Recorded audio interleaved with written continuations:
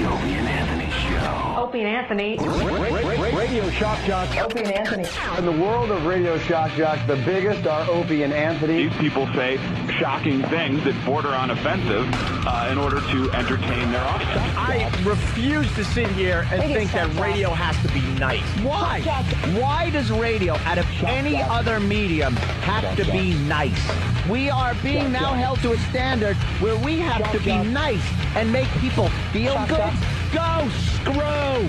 Radio bad boys, Opie and Anthony. Controversial radio personalities, Opie and Anthony. Infamous DJs, Opie and Anthony. Talk show radio hosts, Opie and Anthony. Opie and Anthony. Opie and Anthony. Radio shock jocks, Opie and Anthony. Opie and Anthony. Shock jocks, Opie and Anthony. Shock jocks, Opie and Anthony. Opie and Anthony. Shock jocks, Opie and Anthony. Opie and Anthony. Testing 1 2 1 2. Po boo bo banana nana banana fana fofo fee fi momo po.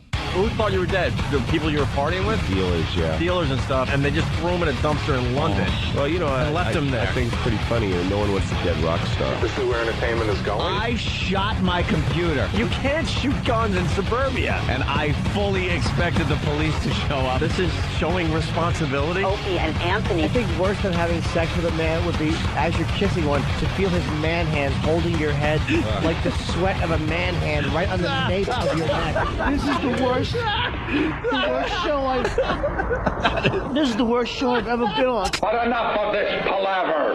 Let's get the show on the road.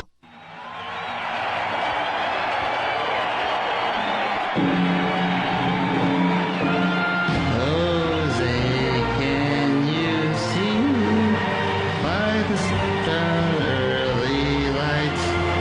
For the ramparts we watch was so gallantly gleaming, and the rockets regular, God's words bursting in air, gave proof to the light that our flag was still there. Jose, does that star-spangled banner yet wave for the land of the free and the home of the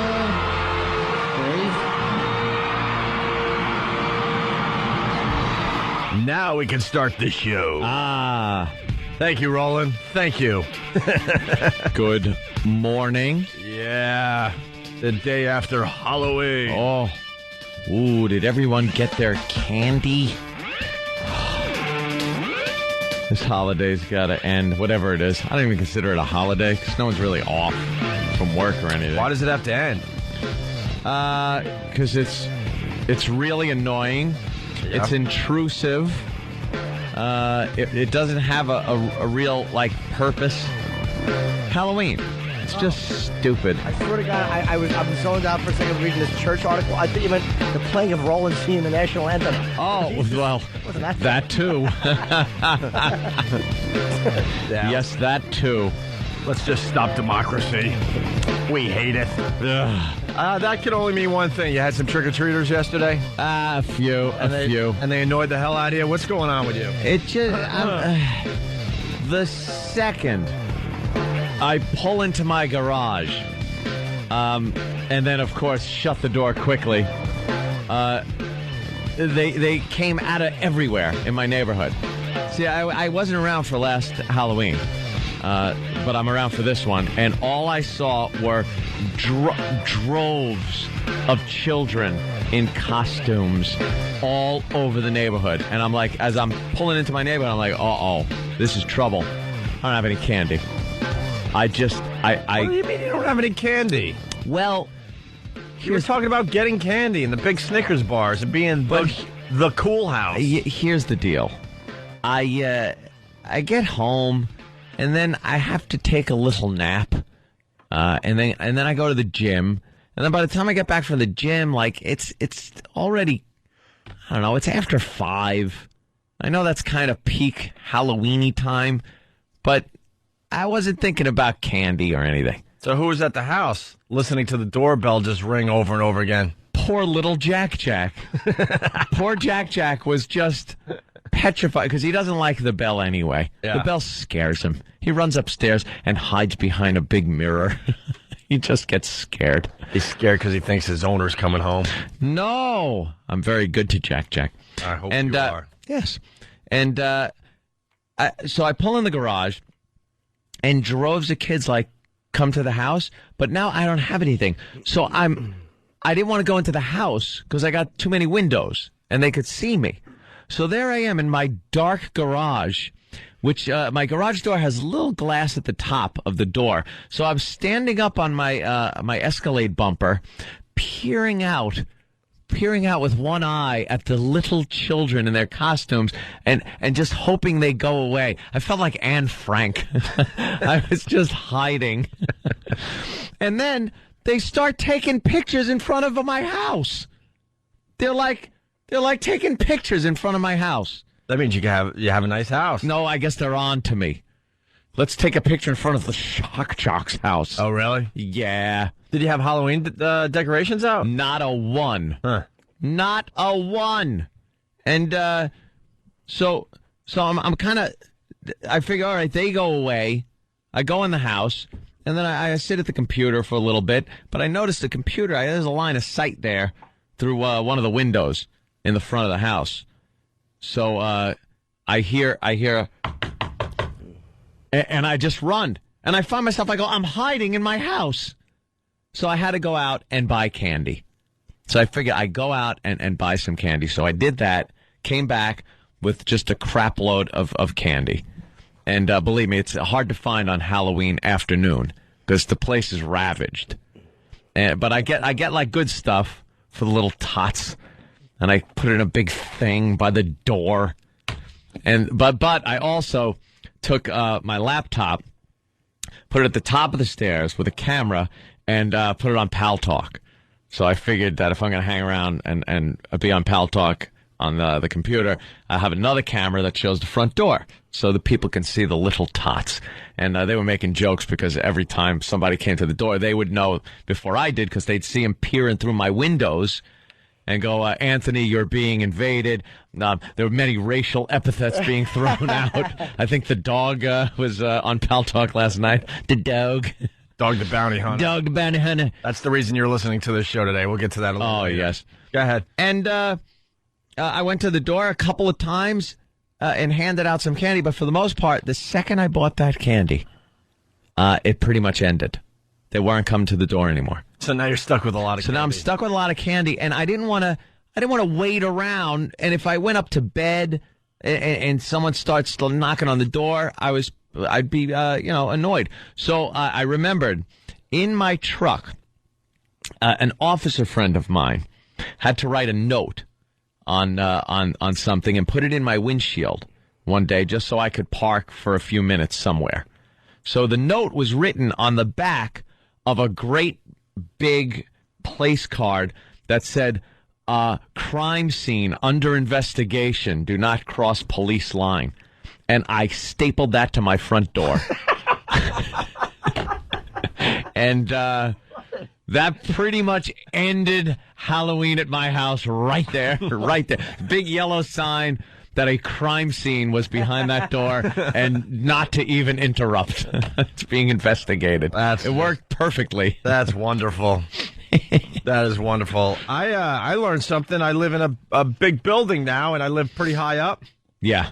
These little effers, and I like kids. These little effers take up the elevators. Oh, really? And I feel sorry for these city kids. What they do is they just go from floor to floor in the big buildings. They trick or treat. How boring is that? Vertically, they do a vertically, but trick or treating. They take up the elevators for the whole day, and everyone warns you in the lobby, like, "Oh, you're going to try to use the elevator? Good luck." I'm like, "But I live like way up high." Well, you might as well start walking now. Really? And I didn't believe them, so I started hitting the elevator button, and you could hear the little effers with their parents holding the elevator door as they're going from floor to floor to floor to floor. Because they don't want to wait for the elevator, so if they got one, they pile everybody in, and they just go from floor to floor, doing their trick-or-treating. And then I was wondering why no one was coming to our door, and I realized that we were supposed to sign up, I guess, or something. I don't know. Because he's... Are you kidding me? They have like a list? Yeah, the children were walking around with a list of what apartments were cool, which ones to go to. I didn't know. Which ones have the red dot next to it? Yeah. Oh, which boy. ones are on that website that the parents checked first? It says Uncle Paul. Speaking of which, Coke Logic has a new creation. Oh, really? Yeah, trick-or-treaters go into Uncle Paul's house. Good. It's an animation. I don't know where it's going to be. It'll be on, sure, some of the fan sites, that's for sure. Good evening. Trick or treat. Good evening. My health doesn't allow it. Oh, Yeah. this candy, Food, all right. no. Try the wine. But I'm 8. I'm pleased you appreciate good wine. But my sister was here earlier. What happened to her? She was very badly raped, you see. A victim of the modern age. Poor girl. I'd love to go to his house on Halloween. I want to talk to him on the phone for hours about anything. And then Kenny made an observation that a lot of the people were still dressed in their costumes on the way in today, all drunk, just doing the wobbly walk. Really? Yeah, all over the sidewalks of New York City. Oh, because it is still kind of just morning or late night, actually, when we By when the time come in. Kenny makes it into Manhattan, yeah, it's 4-something. So The streets were a vomitorium. absolutely, Yeah. and nothing but hot Halloween outfits once again this year.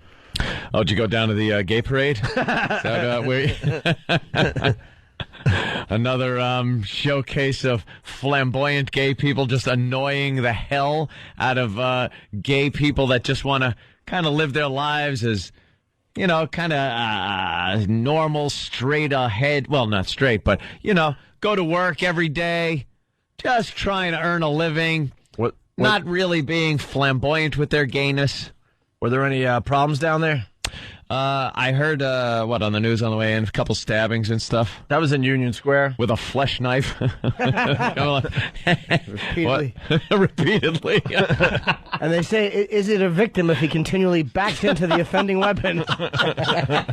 Apparently was stabbed in the larynx as well.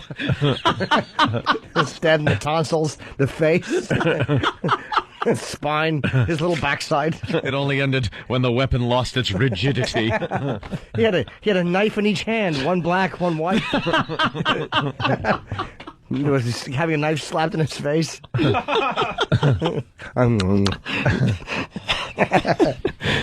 I don't know. I guess compared to the amount of people down there, not much trouble. But there was a shooting somewhere in New York last night. Of course, I think Union Square always. area.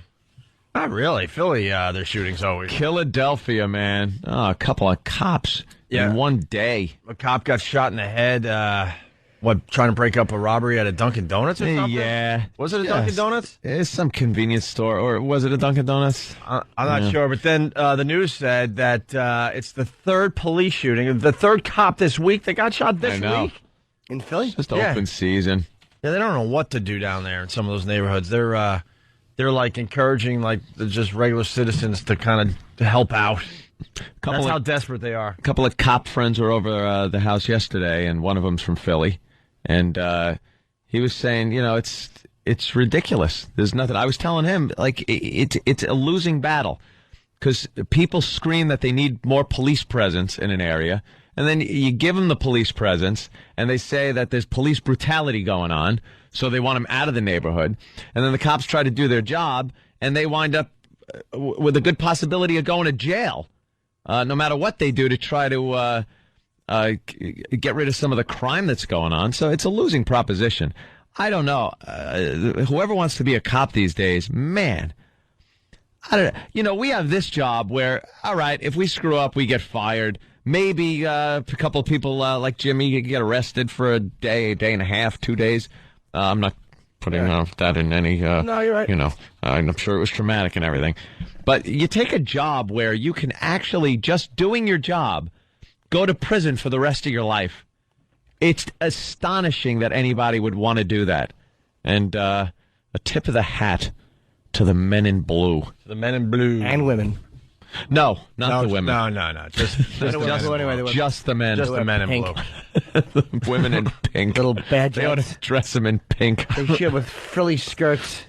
They stop a perp and just say, "Could you wait here until a real police officer shows up?" They give you a ticket and then they wash your windows. Worse. Oh, there's going to be some angry female cops. Kidding. Of course we're teasing. You're tough broads. Believe me, we remember back at NEW when they had to handcuff us. Yeah, but we weren't in shape back then. Nah. I want another shot at that. Working out now, bitch. I want another shot at that. I see that old video with my beer belly rolling around the ground with that female broad.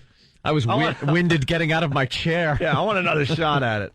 Of course, we're talking about a bit we did where we had female cops come in and we were allowed to try to resist and get out of the studio. See how fast they could handcuff us. It was two broads. Two broads. And one shock jock. Yep. And boy, they got me in a few seconds. They had my face in the carpet. Well, literally. I mean, quite literally, the carpet on the floor, and it was just, they were scraping it. I had a knee to the back of my neck, and instantly, I just put my hands behind my back. Like, all right, just cuff me. Yeah. You didn't know how to get out of it. See, in a situation like that, you have to yell, "There's cookies burning in the oven," and they just panic and run the other way. They freak out. And then they go, "Wait a minute. Hubby's home, and dinner ain't ready. Yeah. Unless you want a black eye." Let's say hi to Jason in North Carolina before we move on from the Halloween thing. Jason, what's up? Hey, good morning, boys. Good morning. Hey, Anthony, what the fuck, man? Oh, Hey, we want people to hear you, sir. Whoa. Hello, check 1 2. All right, go ahead, sir. Go, Jason. Halloween's like the best adult holiday there is, man. You can dress up and be whoever you want to be, like Himmler. Well, no, see, you can't do that. It's a little politically incorrect. The second you start dressing like awful people from history, you get in trouble. Look what happened. Who was that, Prince Harry? Or Prince, I think Prince Harry at one point dressed like a... You just can't go to school dressed like that. No. Yeah. You can walk around the streets Cartman. however you want. You can't really walk around as Hitler. You can't put on a Hitler costume and walk around and be like, "Hey, I'm going to a party." Someone's going to be offended. Someone's going to say something. Someone's probably going to punch you in the face and have a little mustache on their knuckle. You better know a little bit of that karate. How silly would Hitler doing karate look? Karate. Yeah, you dress like that, you better have some skills. Exactly. A few skills. I don't know. This might not make sense anymore because Halloween has passed, but they did a whole thing yesterday that we didn't get to because we had an amazing radio show.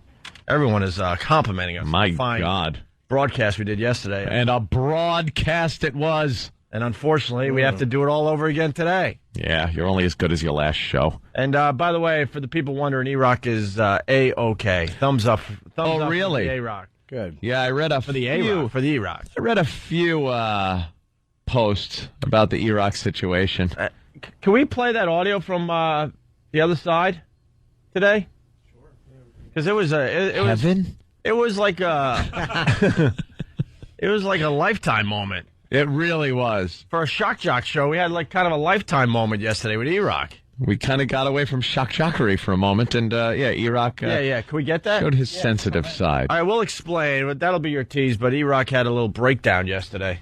Oh, look at him. He's like, oh, God. And it has something to do with something we did on this side of the radio show. That's why we got to bring what happened yesterday over here to kind of wrap it up into a nice little package with a bow and all. Let's see if this makes sense. If not, we'll just move on. That generally boys are Batman or Spider-Man or any number of costumes which seem to just be fine. It's the girls, all of their costumes, whether it's a nurse or a teacher or a police officer or a pirate, they all have these sort of sexy interpretations for young girls who are as young as 7 years old. One woman is saying that she just simply doesn't have choices, yet her son can be a ninja fighter and it's fine, but then she's got to explain to her daughter why she can't be Hannah Montana because the Hannah Montana costume comes with a short skirt and fishnet stockings. Well, and what's wrong with that? Is that what a Hannah Montana? Am I looking at the Hannah Montana? I guess. I don't know. That's fishnets. Well, it is true. Like the costumes for the girls out there, no matter what age, they're all just sexy costumes. Well, young girls, for some reason, want to dress like Britney Spears, like sluts. Well, Britney Spears and Paris Hilton started that. Yeah. To the young girls, they think they're just dressing.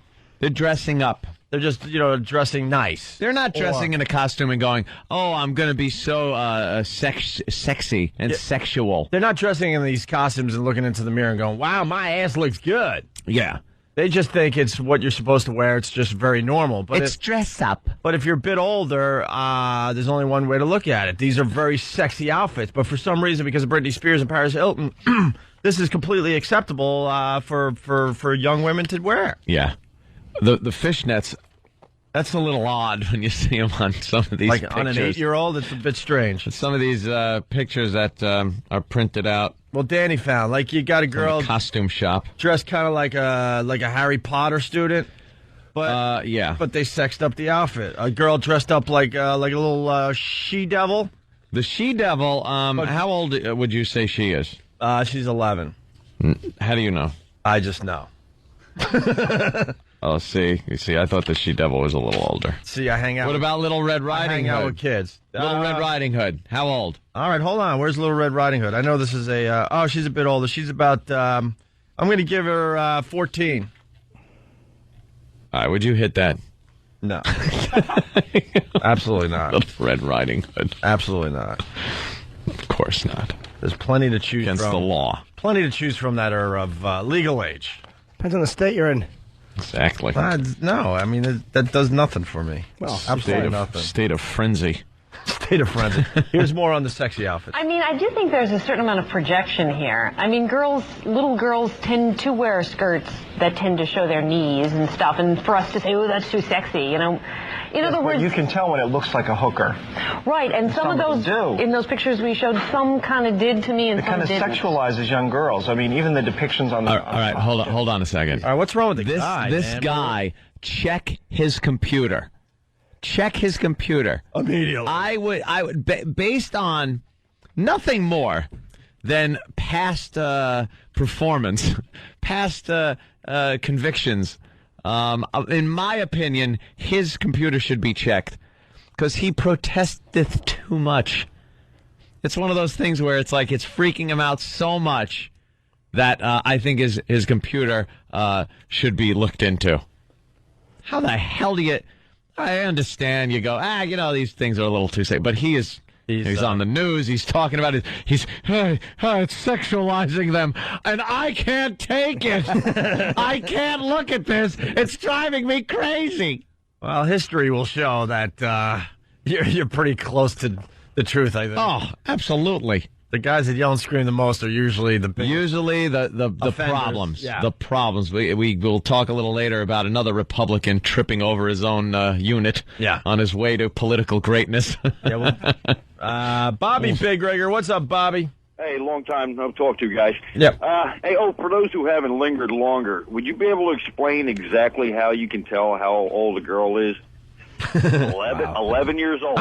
I don't use that skill on the underage. No, he's just estimating. Thanks, Bobby. Based on a two-dimensional picture. Bobby Big Rigger's just proving that he lingers longer. I love that. What the hell is that saying for politicians? The two Don't things. Get caught with a dead girl or a live boy. Yeah, right. A dead girl or a live boy is a career ender. Is that really a saying? A live boy or a dead girl, yeah. Yeah. We'll get into that after the break. Dead boy acceptable. Nate in Jersey. Helpful, actually. Nate. Nate. Nate? Yeah, Dave. Oh, hey. Sorry, Dave. What's up? Dave, your name's Nate. Yeah, Dave. Dave, Nate. All right, what's up, Nate? Hey, I just wanted to say that my daughter came home with a letter the other day from school about the costumes that she was not allowed to wear.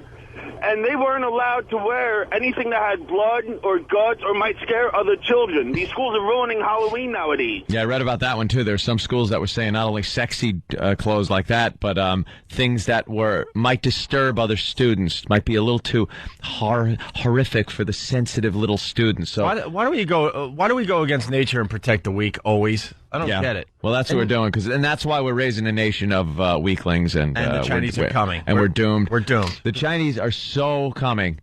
They are so on their way to taking over the world.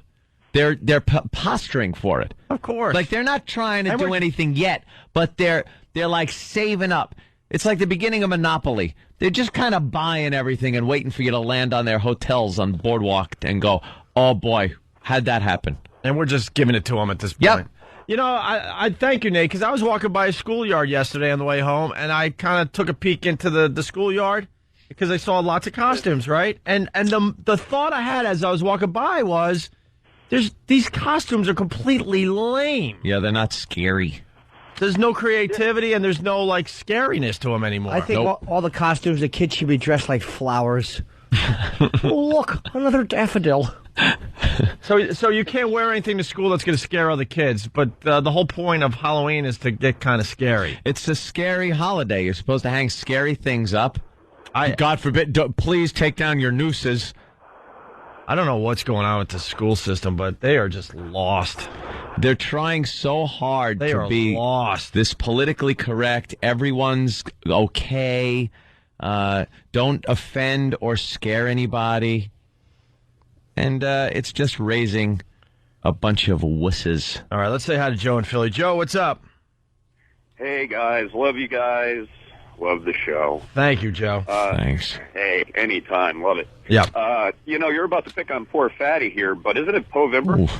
Yeah, it is Povember. We're going to get into that. But how do you start Povember without a little recap of Iroctober? Well, Iroctober ended in grand fashion. It certainly did. What a finale. There was a major breakdown on the other side of the radio show. We're going to give you that audio today because it was just amazing, and it's a great way to just kind of wrap up the whole Iroctober thing. Mm-hmm. And I'll tell you this much. It had something to do with Justine Jolie. You might say, who's Justine Jolie? Well, she was the penthouse pet that came in, and Iraq spanked her so hard that he left a really bad handprint. Everyone remembers that, right? Oh, it was awful. There are a lot of people out there lingering longer. They remember that. Let me... oh, you got the actual hit, right? Let me play the little clip.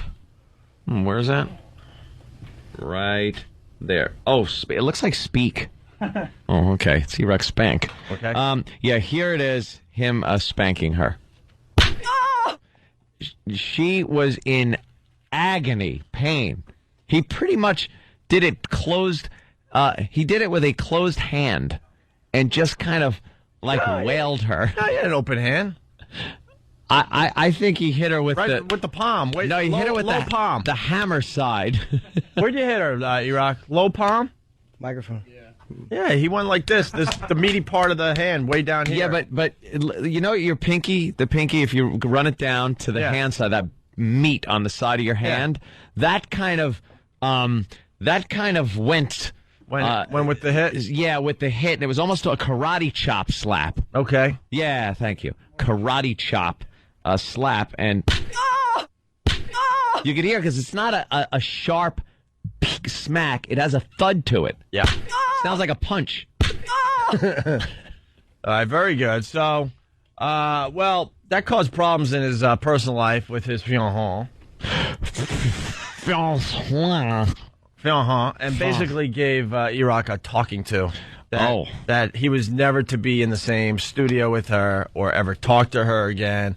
Or look at her. Never to even look at her. That was the speech that his fiancée gave him. And the stars aligned yesterday. The last day of Iroctober, Justine Jolie came in with some of her girlfriends to say hi to us. And and Iraq was standing about 3 feet away from her. And every time she moved toward him, Iraq moved away. He was doing the right thing. Trying to, yeah. And then we thought it would be really cool radio if Iraq got his on the air live, and then there was a major breakdown. Yeah. So we're going to play that audio after the break, hopefully. Also, we got Dane Cook 5 minutes away. He was supposed to show up around 7:30. His plane landed early. He's going to do the show with us today. He's going to hang out, which is very, very cool. I believe he's doing 2 dates in Boston. At the old Boston Garden. Well, he's also doing the old Madison Square Garden. I think he sold out 1 show in a pre-sale. Yeah. I'm trying to sell out Queensbury, New York. I want a rifle blast to my face. But I think he's working on his second garden show, the New York Comedy Festival. He's doing the garden here in New York. Wow. And I believe he's doing a second show in Boston as well. Really? He's going to promote today. And, of course, all the movies he's in. I think he's in 10 movies that are coming out in the next 4 months. Also, we got Penn from Penn and Teller coming in. Penn, Jillette, and the sound. What's the sound for today? Who has it? Goodness. You have it, Iraq? Iraq. All right, this is what you're listening for between 7 and 7:30 if you want to win that $1,000 today. Here it is. I love Kennedy.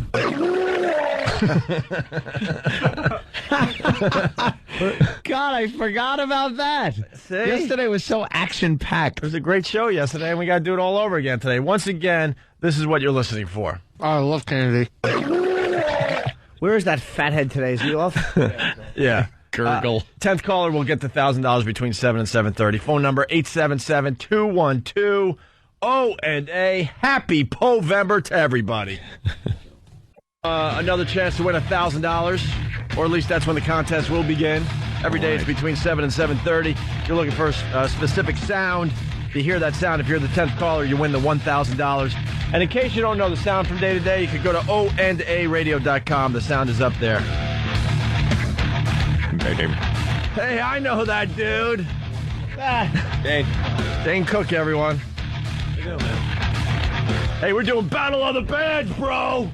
Grateful Dead. Oh, is that Battle of the Bands shirts? Battle of the Bands, Battle of the Bands shirts. I think AC/DC would kick the Grateful Dead's ass. I don't know about that. Yeah. What if the Grateful Dead started passing the peace pipe around? Oh, getting them stoned? You get AC/DC stoned, then you got a fight on your hands. Yeah. You had to rub it in with the Boston Red Sox World Series championship hat, right? We rub a little bit. That's what we do. Get used to it. It's nice, right? You win a few in a couple of years. You do that, and then it becomes the country winds up hating you. You become it's a bought team. You'll start hearing stuff like that. Yeah. That's like that. That's like the rough sex hate. It just feels really good. Actually, I'm enjoying the fact that the Red Sox won the World Series. 'Cause I'm a Mets fan. I hate the Yankees. I'd rather see the Red Sox win every single time before the Yankees. Pedro has the little fun fact, largest member in baseball, so I hear. Really? Wow. From a few sources. Yeah, really? We thought Big Papi was the biggest, but no, it turns out he's fully loaded. He's fully loaded. Wow. Yeah. But if you have a name like Big Papi, you got to think. He's not so big now. He's kind of like him. He's probably as small as mediocre. It's too, yeah. Danny Bonaducci. Danny Bonaducci. He's probably got like 4.5. They call him Big Papi just because it's degrading on some level. That's why Randy Johnson had his nickname, the Big Unit. That was what Randy Johnson's nickname meant. All right. Yeah. Jimmy brings up a good point because you had you get the big fat guys and their name is Tiny. Yeah. Yeah. That's hysterical when they do that in I have a movies. little miniature pincher, and his name is Beast. All right, I got it. Right. I got it. Jesus, how much money is Dane losing just sitting here? He really is like Bill Gates. Like if he drops money and then bends to pick it up, he loses more money than if he keeps walking. No. All my money's tied up in cash. Dane's career is just amazing. Just when you think it couldn't get any better, he does all the World Series freaking spots. I know. Don't you think they should have aired those a few more times? Yeah. Oh, it was like every 2 seconds. It was all right, Dane, we get it. The World Series. I would flush my own toilet and hear my voice go, "There's only one October." It was a lot. It was very dramatic. But the whole idea was we wanted to do this real innovative thing where we were cutting in the clips that were basically happening, day to day, game to game, and do this kind of evolving series of commercials, which I thought was really cool. But it definitely, when you're putting them on during the games and people are already watching the baseball, yeah. That's what starts getting it a little grating. People going, "Dude, why are you telling me this? I'm here." It's like being at a party. It's a great party, and being like, "You should come to this party." It's like, I'm in the kitchen, dude. I'm at the party. No, you got to come to the party, though, man. It's the best party in town. I'm here. I'm sitting on the couch. Those commercials should have ran on other channels like VH1 or Lifetime, anywhere else besides Lifetime. Besides during the actual game. Get the women watching rape movies. Yeah. Over to watch the World Series. Jeez, let me think of that storyline. Woman finds bestest ever guy in the world. Friends kind of suspicious of him. She's blinded by love. He turns out to punch her in the face every day until she has to set his bed on fire and kill him, and then she gets off the hook. Somehow, some way. Yeah. Because starring Marky Post. Oh, because she falls in love with the investigator. Marky Post. Always. Oh, yeah. It's always. And Suzanne Pleshette. Valerie Bertinelli in a very special Lifetime exclusive. Can we turn the heat on in here, by the way? Yeah, Jesus. Jesus. This place built on an Indian burial ground. Why am I sweating like Shaq at the foul line? Jesus. It's killing me. Usually it's too cold in here, so I don't know what's going on. I know. I'm jacket guy every day in here, and today it's baking. Did I just see Xanadu on Broadway, and is that real, or is this... That's real. There's Xanadu. Yes. Yeah, they've run out of ideas for Broadway. So. Have they completely run out? They obviously have. Yeah. There has to be a theater or a few theaters doing a few Disney things at any given moment. Right. So they took off Beauty and the Beast to put in The Little Mermaid. Does it matter? It's a bunch of little kids with crap in their diapers sitting there just looking at the pretty colors. Does it matter if it's Beauty and the Beast or The Little Mermaid? Well, Ariel's story really is one of great passion. It should be brought to the stage. I don't know how they're going to pull that one off. Where she doesn't have legs. Was there a demand for Xanadu? Was there people? Kevin Spacey's actually starring in it. Is he really? No. There's rumors about Spacey. I believe you. Oh my God. Jimmy is such a good actor, is what it is. Jimmy's a great actor, and he fools us all the time. We've all heard the same rumors about Spacey. Was there a demand for Xanadu? That's a very good question that needs to be answered. So, hey, you're playing the Garden, you're playing the old Boston Garden. You're all over the joint. Yeah, the Rough Around the Edges tour, man, starts off in Toronto at the Air Canada Centre tomorrow night. How cool is that? The Air Canada Centre. Yeah, it's I'd imagine there's about 400 or 500 seats in that place. Perhaps more than that. We open Section Z. He's doing the Air Canada Centre. Every gig I do has "and restaurant" at the end of it. Air Canada Centre and restaurant. You know you made it when you're playing a place called the Air Canada Centre. Dane actually flies into the place, into the stadium, literally, and gets off the plane, and he's there performing. He's going to be also in D.C. on November 16th, and then there's two shows it's the TD Bank North Garden in Boston on the 17th of November, and then here in New York at the Garden on the 18th of November. And I think only one show has tickets available on that one. Yeah, the Garden here in New York, we added another show, and those are of course. Yeah, we had to do a late night. It's a Sunday night too, man. It's pretty wild. So coming in, the most amazing thing I've ever seen as far as Dane Cook goes. Jimmy and I were up in Boston for one of your shows, which was amazing. Just you on a stage. I don't know how you pull that one off, but you do every time. And then we left the place going, wow, that was just an amazing show. And they were lined up for a second show at the old Boston Garden. Yeah. Imagine that. That was wild. And, that second show went really... You had to turn around the Boston Garden, the old Boston Garden. They did it like 40 minutes. Was even more incredible. I don't know how they pulled that off. But it takes that much time just to get the drunks out of the bathroom after a show. The stories after that show, too. I ran the light on that second show, and it ended up being I think 2 hours and 40 minutes. But what I didn't realize is that the tea and everything stops at 1 or whatever it was. People were writing me emails dude, I just slept on the street and went to work in the clothing that I went to see you in. It was just it was a cluster F at the end of that show. Well, the union fees must have been lovely on that one. Yeah, that was that too. How does it feel to be the loved, hated comic amongst other comics? Because I've heard, we see a lot of comics. It's not like they hate you as a person, but they hate your career. They hate your success. They cannot stand your success. I used to really, it used to kind of irk me and frustrate me because it was I'm the least controversial guy. You know what I mean? It's even when I was hanging out in New York, I'd do my gigs and I just went home and, basically, just kind of waited for the next show. I've never been involved in kind of the drama of it all. So for me, it was always I don't know, half these guys don't really know me. I just kind of deliver and get the hell out of there. But now, it's controversy is really good for business. Yeah, apparently so. Yeah. So on the way I'm looking at it, if you're one side or the other, I guess it's boring. So as long as people are chatting about you, then it helps tickets and it helps CDs and all that good stuff. I think sometimes you get people also that want some kind of tie-in. It's like the old, I kind of knew the guy and.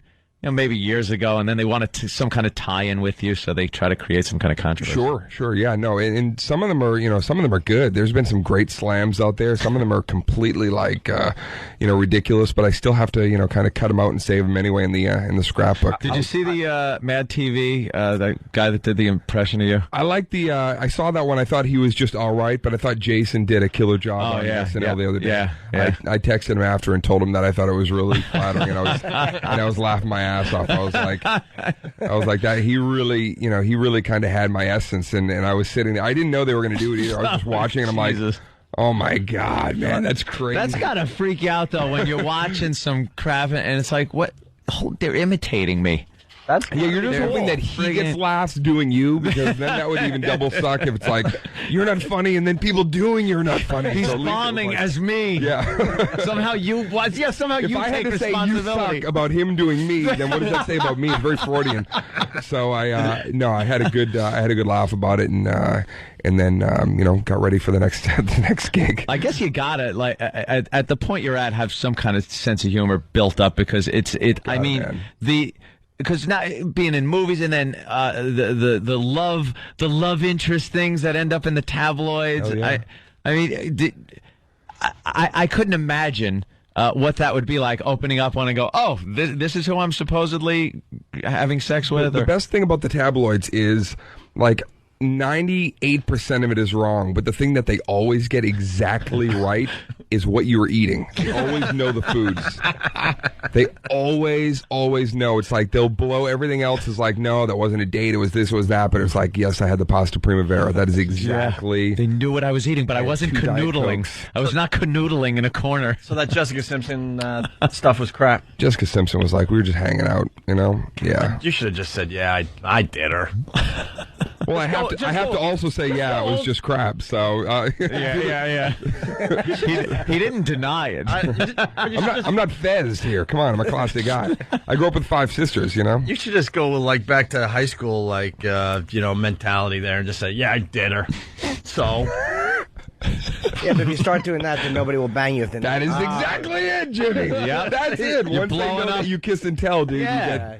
You gotta start. So that's brilliant. You're blowing up girls' spots, man. You don't want to do that. Because I read that stuff, I'm like, why isn't Dane admitting this? Everybody wants to be with Jessica Simpson, but Jimmy just explained it. Yeah, you can't. No. Geraldo, years later, wrote a book about everyone behind him that he did. That's fine, but when you're 50 years old, you can write a book. But when you're still hitting them, you gotta be patient. Plenty of bragging time later in your golden years. I will write a very memorable book someday. Speaking of bitches, when was the last time you heard from Bob Kelly? We had him puking on the show the other day. Was he puking again? Oh, Bobby's great, man. I'd love to see it. Yeah, I texted Bobby today and let him know I'm here, but he's probably sleeping after having called one of his fans and talked for 4.5 hours. This Bobby sent me. I want to slap Bob in his face. We were at the cellar, and he showed me on MySpace how you can send somebody a text message on MySpace. But he's like, you got to enter their phone number. And I'm like, what am I going to do? Enter everyone on MySpace's number? Oh, that's why he wanted to do. Let me tell you what Bob Kelly does, especially with you, Dane. He wanted to show me a picture during the virus tour. So he goes, and check this out. So he pulls out his phone, and before he could click the picture, he had it in his phone book contacts. And he had your name highlighted in red. So, and then he goes, check out this picture, and then clicks it, strategically leaving enough time for me to see Dane Cook in red. I go, you are just a bitch. I go, you had to let me see you have Dane's phone number in your phone. I go, it's nothing about the picture. I go, I don't even want to see the goddamn picture now. Because it wasn't your motive. I always tell Bobby, too, it's like there's certain people I have certain contacts. You change the name just in case if anybody ever... Right, if they find the phone. It's like somebody, Johnny Bravo's in my... You don't know who it is, but it's like... let's go with Jessica Simpson. Bobby red flags me and puts me on the main page of his phone. Hey, did you guys see his wedding online? Were you all invited? We were all at the cellar watching, it was great. Oh, my God, It was dude. too late for me. But I called Bobby up. I said the best part of the entire thing was... it was mic'd. He had the lapel mic. Did you guys notice that? Like every time the Hawaiian, what was he, a priest or the sacrifice leader or whatever that guy was? He every time he mentioned like anything long term, like this love is forever, Bobby would put his head down and sigh into the mic. So he'd be like, he does it like 7 or 8 times, and it kills me every single time. It's like it's louder than the waves crashing. It's just Bobby going, oh, commitment. Oh, Jesus Christ, what am I doing? Your vows should never have ums before you speak. I love you. Want to be with you. Forever and ever. Shouldn't be saying what else during your vows. So what What else you guys want to talk about? Let me think. But I'm really happy to those kids and their marriage circle. It was nicer than I thought it would be. It actually came out like really nice. I wanted to tease him really badly, but I was like, it looked good. No, it was great. And then he released Butterflies, and I said, Bobby, every cool thing you did over the last 20 years is done. When that one butterfly landed on his shoulder, and it was like a Lilliputian moment where he like picked it up and he released it into the air. I was like, you're done, dude. Every cool story is over. It's over. It's literally over. I never heard of anyone releasing butterflies. You didn't get there? You didn't get to the part where at the end the box opens and 100 butterflies comes out and magic he told us goes through the air? He told us he had to freeze the butterflies to make sure they were going to survive the ceremony. Oh, no. And so they weren't completely thawed out, so a few of them were like... Yeah, a few just kind of hit the ground. Yeah, hit the ground, went flop to the sand. Throws them up in the air, there's 100 dead little things just crashing. Normally with Bob, you see them on the Discovery Channel. He's on his hands and knees, the butterflies on his back, and he's swatting at them with his tail. That idiot, trying to be dramatic. Hey, he's a good luck to those kids. And number one comedy in America, Dan in Real Life. I saw the commercial yesterday. They're like the number one comedy in America. Yeah, it's a nice movie, man. It really is. Steve Carell is just that guy is unbelievable. Really funny and just got the chops too, acting wise. You know what's odd though, and we were talking to him the other day. The whole thing where he was on the Daily Show, for quite a while, and then all of a sudden I'm watching TV and I hear Steve Carell in an Oscar-worthy performance with that dramatic guy voice and everything. And I'm like, what the? Steve Carell? Right. Oscar-worthy performance? Yeah, no. And I guess so. No, man. He's the thing about Steve. He's admittedly too like the sweatiest human being on earth. He's one of those guys that like he's fine, everything's good. We were filming in Rhode Island. It was actually kind of cold, and then like if there was any kind of glitch or whatever, like something we had to cut, it was like he was just immediately drenched. And he would have to be, like they had an amazing chamois that they would just put on him and dry him up. That is horrible because believe me, not even trying to make any kind of we're in showbiz thing. too, Dane. Showbiz comparisons here. Yeah, like the new digs here. This is great. The new digs over at the other place are even better. But when you're filming something and sweating, and you got to stand there because the shirt you're wearing, just any drop that comes from anywhere looks like it just turns into a huge puddle. Yeah, I don't know how people do it in movies or over any length of time. Well, we couldn't move because if the shirt hit our skin, it would just turn. It would spot. Yeah, it would be a huge wet spot. Stand like frozen in between takes. I guess you have to be good and confident in what you're doing so you don't sweat. I'll out myself. The only procedure I've ever done in my life, a few years ago, I was told that you could do these injections under your armpit that would stop you from sweating. And I'm not like I don't sweat profusely, but still, I was going to this thing and I'm like, it'd be great to not sweat. So I went and I had the injections done under both. Yeah, I had it done under both my pits. Took like 10 minutes. The guy just went in there and like did 3 shots. Now here's the best part. I didn't sweat for 5 months there, so I would have a dry spot here and basically sweat around it. Oh, no. I'm not even kidding, man. It worked unbelievably. No had to sweating. find another way out, I guess. It's something to do with Botox, I believe. Yeah. It was 3 Botox under each pit. It was ridiculous. I should never have done it, but no, I didn't sweat for half a year. I know a comic who he sweats so much he wears a shirt. He'll wear a short sleeve shirt and a t-shirt under it. And I've seen him lift his arms. And I've seen folded napkins. And I'm just like, what a hell he lives in. Just so stuff. And how is Godfrey?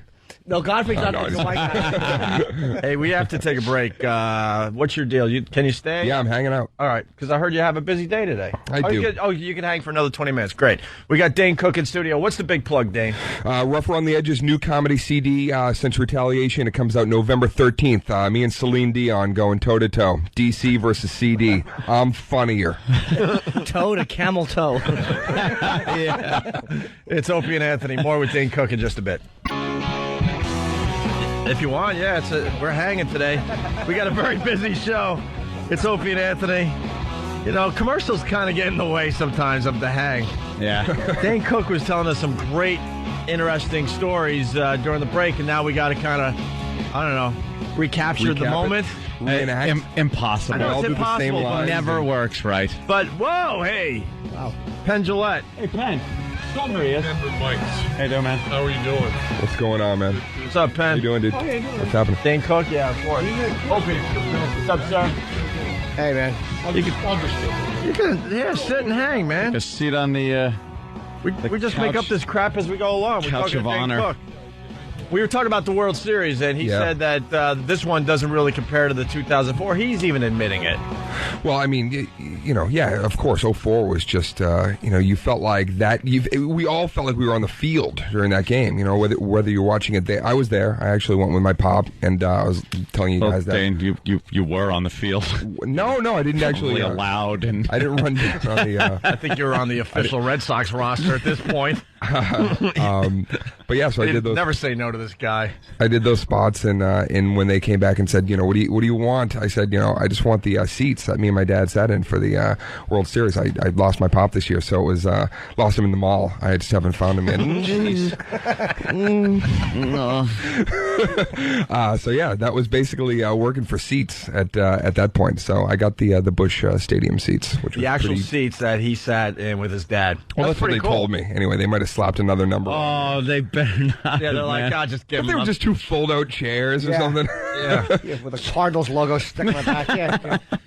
And you said that was the only time you saw your dad get really excited and jump up and down like crazy, right? Yeah, my dad was like one of those guys that, he was like, he built the old school. He was like, his original big, his hands were like, the rock creature from Neverending Story. He was just, all work all the time. And, when they finally won the game, it was like, I hadn't seen my dad ever, do more than like a fist pump. And he was jumping like he was on a trampoline with like, he was using high voice. He was like, I'm here! This is the best! So, yeah, it was a great day, man. Very memorable. It's always awkward when your dad does something for like the first time, like later in your life, like maybe as a kid, whatever, but I remember the first time I saw my dad cry, we were watching Passion of the Christ. Oh, and I was sitting next to him. It was a movie he wanted to see. I didn't want to see that crap. Your dad. I didn't want to see that crap, but he did. He's he was brought up, hardcore religion. I didn't know there was going to be that kind of humiliation on this show. It's like so much more hardcore than I was ready for. That was horrible. You're watching your dad cry at the Passion of the Christ. It's an interesting I'm trying to think, when did my dad die? Cry at a Jew dying? When did he care? Did he ever care about a Jew getting beaten? I'm thinking, no. I'm going back and kind of, no. But the point there's is... no kind of warm moment with my dad dying, crying in a racist movie. I'm not getting... a drunk made a movie. My dad just kept crying and crying and crying. This Jew-hating drunk's making a movie and dad's just sobbing. But I'm not even going for the warm moment. Like, he cried for the first time at Passion of the Christ, and I looked at him like, this is kind of awkward. It is awkward. Like, I don't know what to do. Like, do you start, like, comforting your dad and going, it's going to be okay? Don't you say everything on the radio, maybe? The first time I ever... something bad. Jesus. Hell no. Some goddamn dignity, for Christ's sake. That movie was actually the first time I saw my father laugh. You killed me, man. That's where I was going. Seeing a Jew getting whipped, that's funny. Yeah, me and my dad just elbowed each other. That's We kind great, of made eye contact. And Christ is going down. Then he jumped in the air like I'd never seen him before, when Christ died. Just both feet in the air, both hands pumping, high voice. Whoa! Christ is dead. It was great. Wonderful moment with my dad. And Easter I'm trying to think of the first time I saw my dad cry. Let's think about the first time. All right, yeah, let's go around the room. When De Niro beat that guy with the phone in Goodfellas, my dad cried. Maury's wigs. When Maury was, he wanted his money. Maury's wigs. Jim, you ever see your dad cry there? Yeah. Or the first time, do you remember? When he realized that RuPaul was actually a tranny. That'll do it. My dad was an emotional guy. He Was still he? is. I said was. Really? Is. Yeah, he's an emotional we guy. wanted to tell you something. Your dad did just die during that sentence. When you used the wrong embarrassment. Dad's dead. At least Sorry. he saw me skyrocket to mediocrity. He's an emotional guy. Yeah. Well, I guess that confirms the atheist.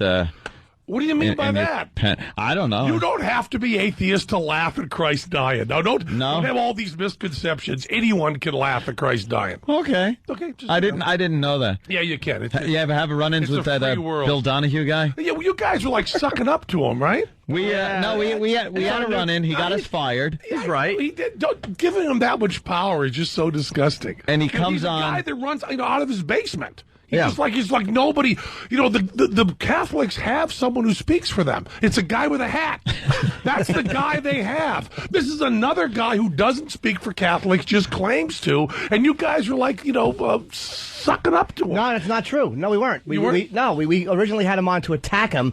That's and why he we was had him. such a nice guy. But no, he such was a smart guy and a sweet guy who said Trey Parker and Matt Stone should die. That's kind of nice guy. I'm talking about the way he dealt with us. What he said about them is up to him. I'm telling what he dealt with us is that he admitted, hey, look, you guys. They said you guys did something in the church.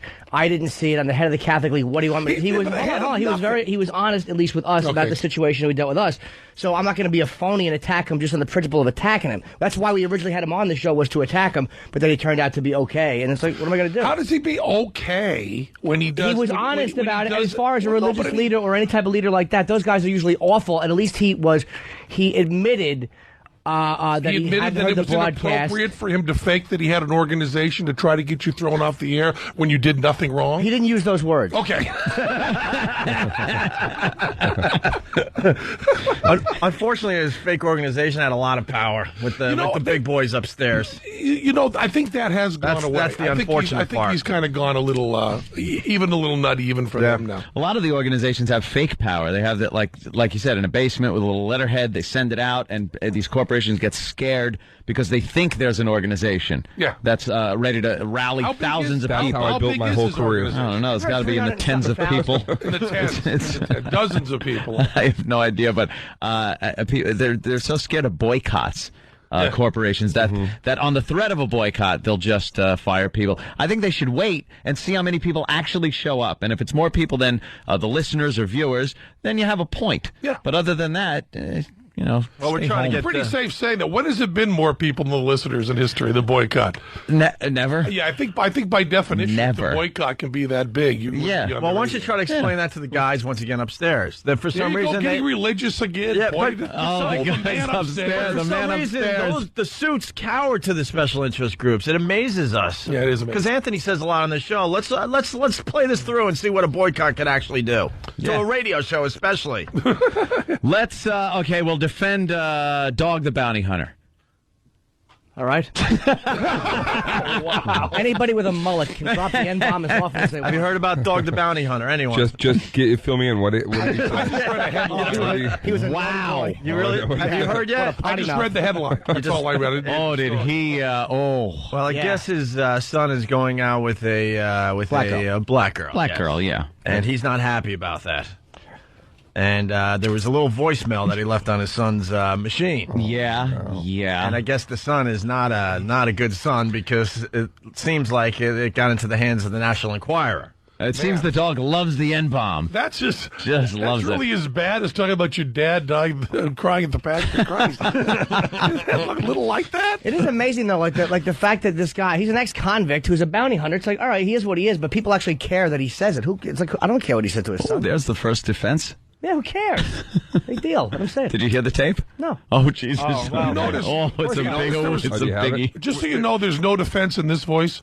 Just so people listening should listen to this voice and say, hey, he didn't defend him at all, did he? Just keep that very clear. Well, here's the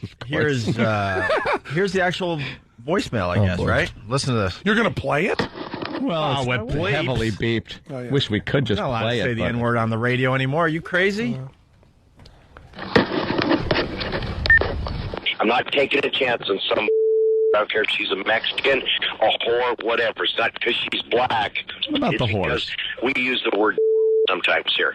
I'm not going to take a chance ever in life of losing everything I've worked for 30 years because some heard us say and turned us into the Enquirer magazine. Our career is over. I'm not taking that chance at all. Yes, you are. Never in life. Never. Oops. Never. If Lisa was dating, we would all say you. And you know that. A little rough to follow with the bleeps, but you get the idea. You can fit it in. Every bleep is the N-bomb. Yeah. So. Well, no, there were some that were... the F, yeah. It was a verb at one point, an adjective. Yeah. It was a verb. It was a verb, and I think the second instance... He is so done. And how he's saying, like, that'll never happen. I'm never going to let it happen as I'm letting it happen right now. He's making it happen. What a joke. Email it, stupid. Then just say you were hacked into. You got the defense already, don't you? Of course. So you think the girlfriend got a hold of that? Well, either that or the son was pretty outraged that his father was telling him to break up with this girl because they dropped the M-bomb around the house a lot, I guess. Yeah. And, the son probably in love, was pissed at his father. It's going to be a great Thanksgiving at the dog. Oh, yeah. Great Thanksgiving, yeah. Oh. Well, we got I didn't get that invitation. Yeah, we got the dog explain why he uses the N-word. Here it is. All right. If Lisa brought a black guy home, it's not that they're black. It's none of that. It's that we use the word. We don't mean you scum without a soul. We don't mean that. But America would think we mean that. We're not taking a chance. Well, let's join America in thinking that. That's exactly what he wanted to go, dog. No, he wanted me. He got me back. Yeah, the last part of the explanation just made it all like okay. Like, yeah, it brings it together. Plugged your show at that point because I would have tuned in. Meaning that. And we're not taking a chance on losing everything we got over a racial slur because our son goes with the girl like that. I can't do that, Tucker. You can't expect Gary, Bonnie, Cecily, all them young kids to, because I'm in love for 7 months. That. So I'll help you get another job, but you cannot work here unless you break up with her and she's out of your life. I can't handle that. Wow, I didn't hear this part. Oh, yeah. That's that's the son then going, all right. Yeah, now it's here you obvious go, what Pops. happened. Yeah, all right. Well, done. Look what I do now. Wow. And then finally, dog says his son can't work for him unless he leaves the girl. Teresa told that girl never to come by her house again because I told Dwayne the same thing. And I'm going to have your wife hanging around with that girl. You're not working for Dog the Bounty Hunter. Dwayne called this morning and Teresa and said we are not hanging around with that girl. So just like Dwayne Lee, just like you, if you hang with that black girl, I do not want you in my house because it's already been proven that you run your mouth to her. That's it right there. So you just let me know. I got to go. What you're going to do later. Bye. Yeah. Talk to you later, all right? That's a wonderful father right there. Huh? Yeah, ouch. Wow, I don't know who's worse, the father or the son for selling the... I imagine Dog the Bounty Hunter doesn't cry when he watches Passion of the Christ. I imagine he does. That sounds like a guy who does. There's probably a few movies he does cry at, though. Yeah, Roots, because it got better. He hates the next generation. Right. All communist propaganda. There's probably a few he actually sheds a tear over. So what do you think of that, huh? He's done. A&E suspended the production of the show. Oh, did they? Yeah. They put out a statement saying they will investigate. Right after we asked for the hypothetical situation, we have it. More people will boycott that than watched it.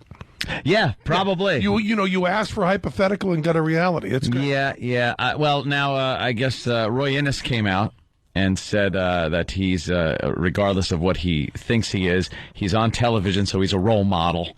And I don't know what kind of role model he was before this clip came out. I didn't see much there except for a big blonde mullet and a huge obese wife. But he was a role model, so Roy Innes said he should be taken off the air. Roy Innes is fairly conservative, from core. But they're not typically like sharped in or screaming for anything racial to be taken off the air. He's already scrambling to apologize. His apology was ridiculous. He's trying to find a bunch of black friends to start hanging out with. Yeah. He's got Byron Allen fighting for him. He's eating dinner at Roscoe's Chicken and Waffles tonight. Hey, Stephen S. from Bayshore, he writes, Dog the Noose Knotter instead of Dog the Bounty Hunter. Hey, where's the apology? I don't know. We haven't. Waddle doodle. Apologize. I like the way he referred to himself as in the third person with his nickname in there, too. Yeah. He plugged the name of the show. Yeah. In a statement, the 54-year-old Chapman said he has the utmost respect and aloha for black people who have suffered so much due to racial discrimination and acts of hatred. I did not mean to add yet another slap in the face of an entire race of people who have brought so many gifts to the world, he said. I am ashamed of myself, and I pledge to do whatever I can to repair this damage I have caused.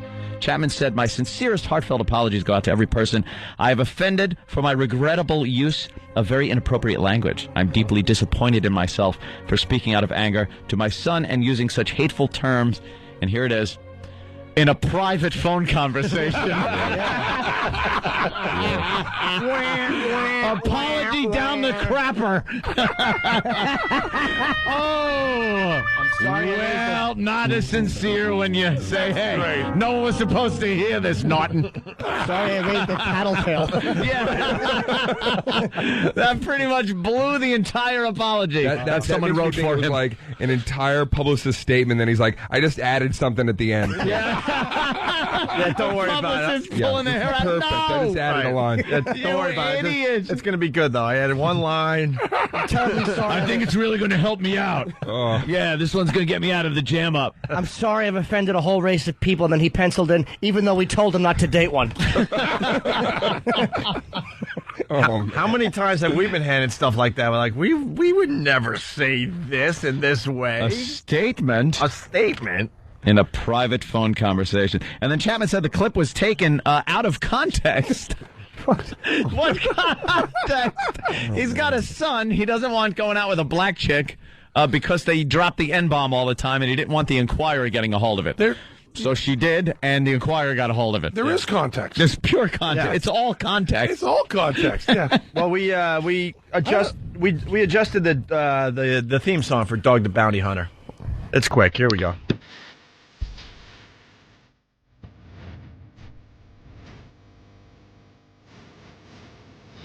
Yeah.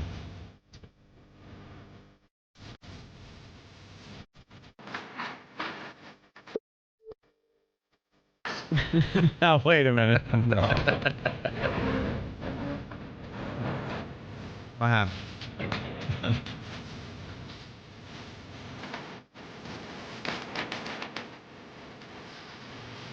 Ozzy? Yeah.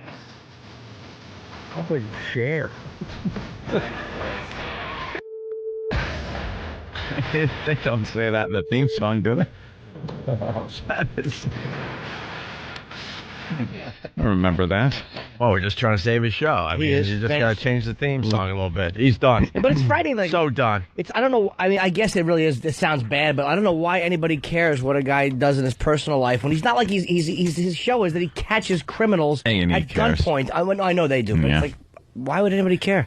Yeah, A&E cares because they're representing the net. He's representing the network. A lot of people are saying he's a bounty hunter in Hawaii, which is like, you know, give him 1 day in the Brooklyn and or the Bronx, and he'd be dead. Oh, is that where the show is? Yeah, yeah. Oh, it's based in Hawaii. Oh, I didn't know that either. He also said, I was disappointed in the choice of a friend, not due to her race, but her character, he said. However, I should never have used that term. Repeatedly. Every part of speech. Used it more than Michael Richards, I think. I think he did. Chapman said he's meeting with his spiritual advisor, Reverend Tim Story, who is black. Yeah. And hopes to meet with other black leaders, so as he says, so they can see who I really am and teach me the right thing to do to make things right again. I think in a private conversation. Of course. In another private conversation. They'll teach him the right thing to do. Just give up your show and go away. Yeah, that's pretty much it. Jimmy the Greek. You're done. Sounds a bit desperate. I know that all my fans are deeply disappointed in me, as well as I have tried to be a model for doing the right thing. He said, I did not do the right thing this time and hope you will forgive me. He's looking for his forgiveness. What we worry is that maybe some of his fans aren't appalled by this. I would assume that's the biggest horror. His entire demo. I'm not sure the entire demo, but there is a fan or two that went, yeah, and that's what A&E's worried about, I bet. Yeah, no, I'm sticking with the entire demo. Okay. They're going to really go with that no mitigation whatsoever. Right, not a one. All right, we got to take another break here. So, staying? Going? Yep. Dane's good. Awesome. Dane Cook's staying. We got Penn, Jillette. Where's Teller? I heard. Yeah, we heard about something that. stupid that radio guys actually make believe tellers sitting next to you the whole time. Well, no, it's better than that. They'll say, like, and I used to do morning radio when we were touring. When I were in Vegas all the time, I don't do much of it. I actually liked your radio show. They played it here in New York, Okay, and I listened all the time. Well, thank you so much. You're a very interesting guy. But I would do that, every morning. I'd have to get up at like 4 in the morning after flying in at 2 and do morning radio to pimp my stupid show, And I mean, really, 1 out of 10 times, a really high amount, the guy would come in and go, I was in the shower, Penn, this morning, and I get this idea, Teller doesn't talk. So let's say he's in the studio, and then you just, I'll ask him questions. You just kind of play along with me, okay? And that was okay. What do I care? I'm half asleep. But then he would do this thing that was just so infuriating. And they all would do it. He would go, so I got Teller in the studio here. I want to ask him a few questions. So, Teller, what do you like being on the road? How do you like it?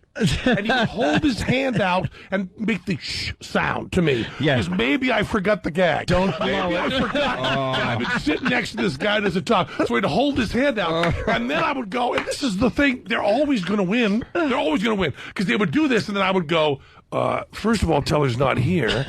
And why are you holding your hand out to be quiet? What kind of bit this is? And then I would feel like, I've kind of won this round. Then they'd go, oh, busted me too. What a debunker. Then you kind of go, okay, I'm still dirty. You can't win. But they would do it over and over really again. funny. It would be all the time. I get a great idea in the shower. Let's have Teller not talk. So you can do that if you want, but be careful because I might forget that he hasn't talked for 33 years. Hey, I got to get this in. Please, sorry. All right. Oh, wow. Only 2 minutes before. Yeah, someone's going to win $1,000 for that. And after the break, more with Penn, Jillette.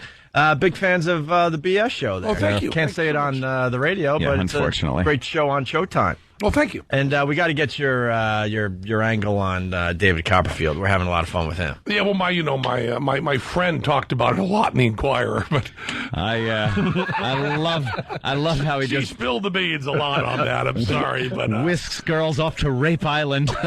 That's We'll get into wonderful. that and more with Dane Cook. Very busy show. It's Opie and Anthony.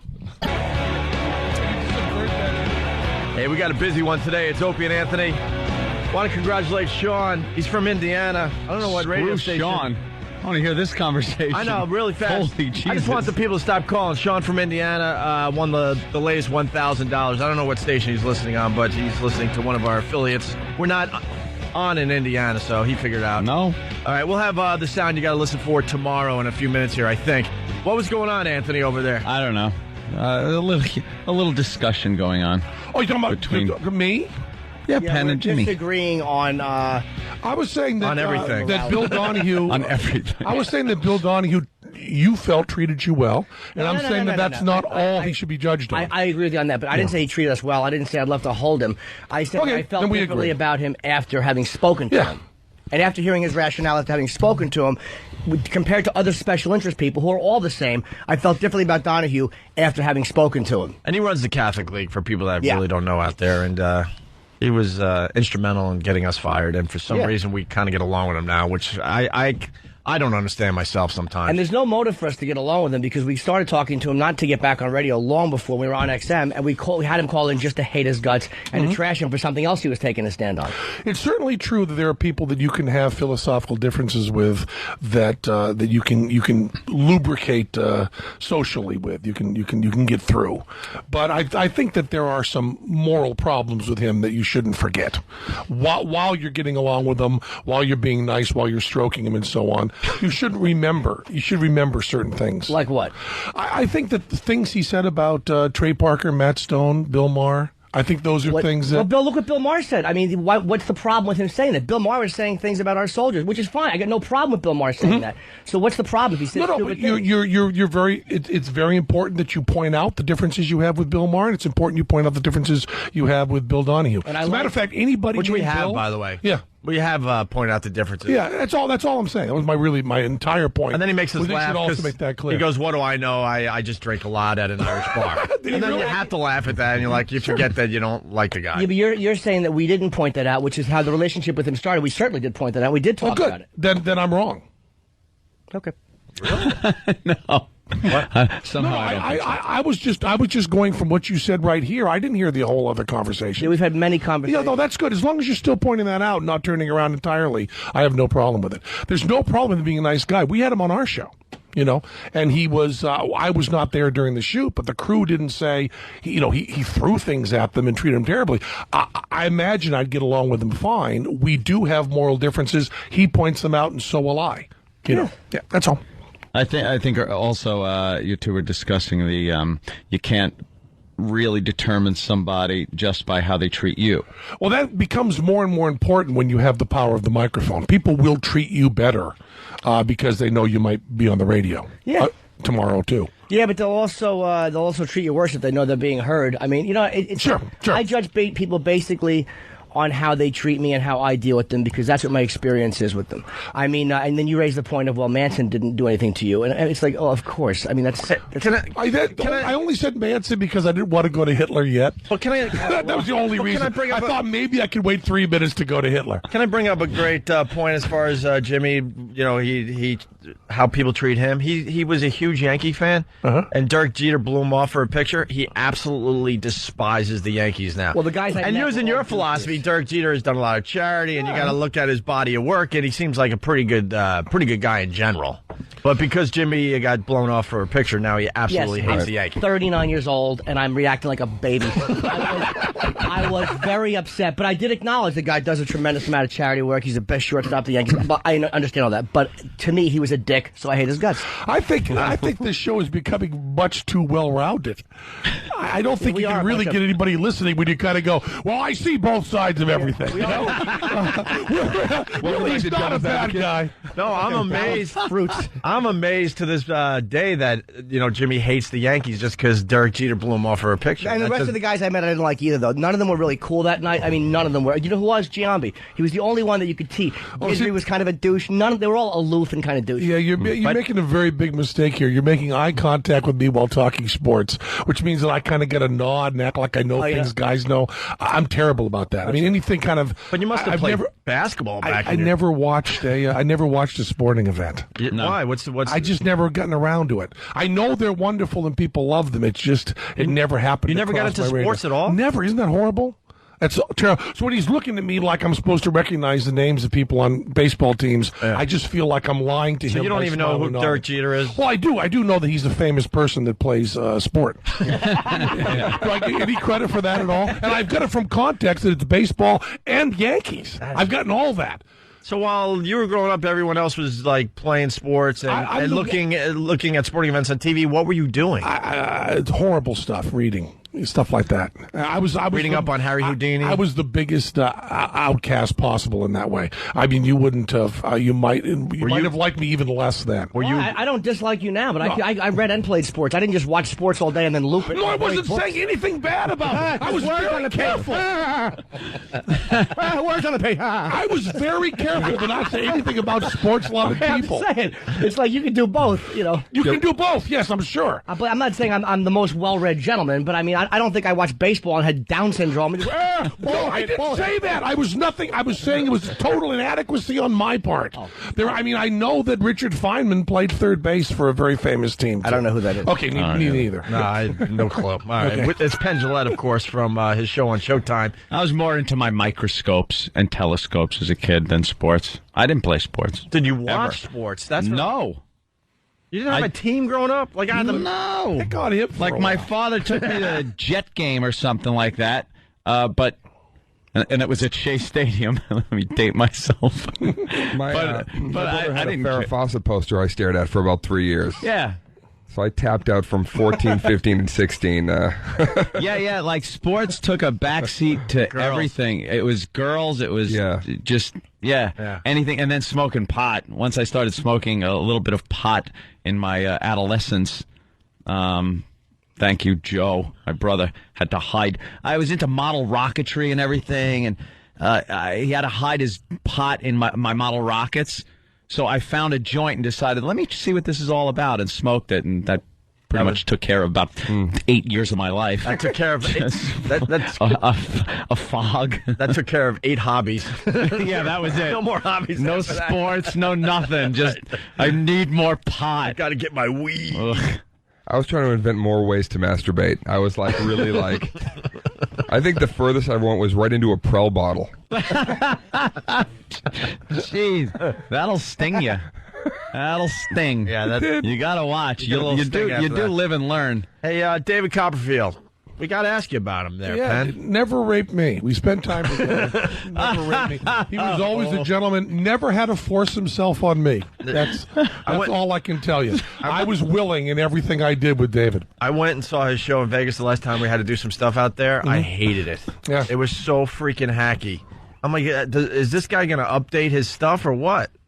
Doesn't have to. I haven't seen his show. But he's selling out still every day. I don't in Vegas, believe that's literally true, but he's doing well. He's doing well. He's selling out every show. I'll tell you why. Because I think it was the MGM, whatever hotel Copperfield was in, and they said a prime seats just released. Yeah. Which when that sign is made, really? Yeah, it was like, but it was a made sign. They didn't just jot it down. But you got all these new guys that have really updated the whole presentation. And he's still doing the same stuff that he was doing in the 80s. What? Oh, Dane's got to leave for a while? I'm going to split for a few. All right, Dane Cook is doing some phoners for other radio shows or something. And Bob Kelly's here. Wow, this is a crazy day. Guy. All right, Bob won't Of come in. course, Bob's here. Dane will be joining Why the show did they hold up a note instead of Dade saying, I'm going to leave now? Well, because he didn't know he had to. Oh, okay. I don't want to be rude. Yeah, because then it looks like he's not approving of what we're talking about and just leaving. Probably isn't. Because that has happened in the past, too, with some of our guests. No, he's just leaving to do other things. He's that Good, busy. though. Now I could turn around without having my back to Dane. Yeah, you were in an awkward position. Yeah, it was weird. I'm kind of in between. The studio's not set up for more than one guest. I don't know. Well, get used to it because you guys are superstars. There'll be like 15 guests at a time now. Yeah, well, today. Jesus Christ. When it rains and pours with guests. What do you think of the new breed of young magicians out there? I don't know. Well, I like Chris. You know, we know Chris. Yeah. We know Chris forever, and I guess that's when you talk about the new breed of magicians that are out there. You're talking about one guy. Yeah. It's not like there's like 500 cool magicians. There's like zero. You know, there's like one guy, and you know, Chris Angel is the coolest and the best looking in a pool that includes me, Teller, Copperfield, Siegfried, and Roy. You're the best looking and the hippest in that group. I don't think you're saying jack, Rick. Yeah, he's getting action as a magician. Yeah, I suppose. Yeah, he's a good guy. Chris is yeah, we've had him on the show a couple of nothing times. You can say bad about Chris. He's been a nice. good guy, and he's really nice, and he's really We like hardworking, his stuff. and he's been around forever. You know what, though? Until I hear your opinion on people, I just don't know what to think. It's either you know, that's the guy's cool, so now I know he's cool with you, but there are some people it's like, oh, this son of a bitch, let me tell you exactly how he does every trick. Well, sometimes yeah. How do you determine whose spot you're going to blow up? It's how baseball players treat me. Really? That's how I make all my decisions, basically. If they'll sign a picture, I love Chris Angel. I went up to him and asked him for an autograph, and he was kind and sweet and signed it, so now I'm a Yankees fan forever. Oh, good. So now you're not going to tell us how he moved that tree in Vegas, right? Oh, he moved a tree in Vegas? Yeah. I haven't watched all the programs I should have. Yeah, he didn't look like a real tree. Would you say he's the most creative guy? Like, because you guys have a whole, you guys look at each other probably the way comedians look at each other. Is there who do you think is the most creative guy in the field right now? You know, there really hasn't been. David Blaine's first special, Street Magic, changed the entire way magic was done because he pointed the camera at the people watching it, and no one had thought of that before. And it was absolutely brilliant. So his magic, you know, and it's so hard to say this stuff without sounding snotty. I'm just trying to tell you the truth. His magic did not change very much, but his way of presenting it changed the entire world. It's the best magic special ever done, was Street Magic by David Blaine. Not because of what he did, but because of the way they shot it, which changed everything. And it just absolutely blew our minds. And then Chris has kind of taken that point of view of how to do that stuff and just done it a lot more. He's just much more prolific than David Blaine. And I think perhaps a little easier going so he can get more done. So that whole style of having the magic not matter whether you're using camera tricks, not matter what how you're doing it, but just matter how excited the people are is a huge change, and one that we've never done. We've never really moved into that. His publicity stunts suck, though, man. Come on, Chris or David Blaine. Well, yeah, of course. I said, and I don't understand that. I was very clear. One special he did great. But every year, this city here, in New York, obviously, lets him do another dumb thing that is like, who gives a crap? Yeah. He started doing this thing, which I'm making this up. I don't know that it's true, but he started announcing stunts that he doesn't do. And then I guess he's hoping that we'll think that he did it. Like he's announced he was going to jump out of an airplane at a higher height than ever. He announced he was going to hold his breath longer than ever. Didn't do either of those things. And the last thing, you can find this on the web if you look, he announced he was going to live alone with wild animals. I read that one. And I love the fact that he stressed it was alone and then never really talked about how we were going to know about it. Because I think that's like the hippest kind of performance art, as absolutely cool as possible. If David Blaine just went without anybody seeing it or taping it or anything and went and lived with wild animals, because that worked so well for Roy. It's kind of brilliant, though. Yeah, it really is cool. If he does it that way, it's real hit. Yeah. I think we got to start doing that. Just start talking about the things we're going to do on our radio we're going to do. Yeah, and he's done that. There's a few others I can't think of. That's pretty funny. Was really cool. He just kind of announces it, and then people go, "You couldn't possibly do that." I guess he goes home and goes, "Oh yeah, I guess if I fall off an airplane, I'll break myself." Do you ever see anything, a trick or illusion that you don't know how it's done? Yeah, that happens once in a while. Yeah. Does it just piss you off and go? Does it bug you? Do you sit there toiling? Not at all. What's most interesting was my wife was watching Chris Angel's show.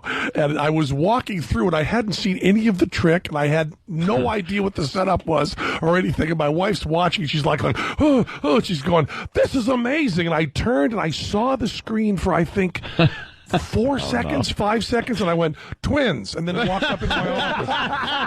And I heard my wife going, "Oh, it's just twins. It's just twins. You just wreck it." And she was kind of bummed. That was the last time she watched it.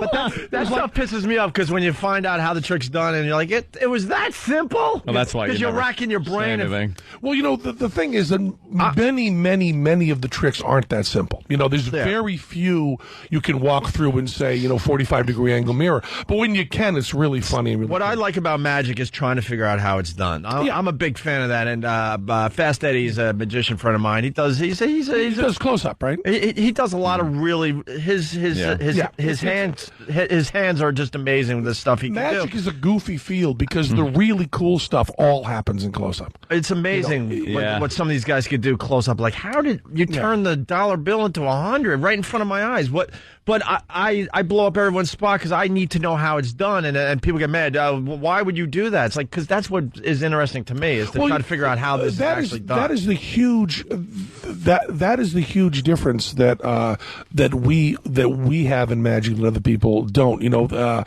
Copperfield and Henning started. Doug Henning was this: put away your disbelief, put away your skepticism, just come on a magic journey with me. If you're doing that, then it's just special effects. The idea of magic is not willing the willing suspension of disbelief. It's the unwilling suspension. And so we love people that come to our show with a chip on their shoulder. We want them to know it's a trick.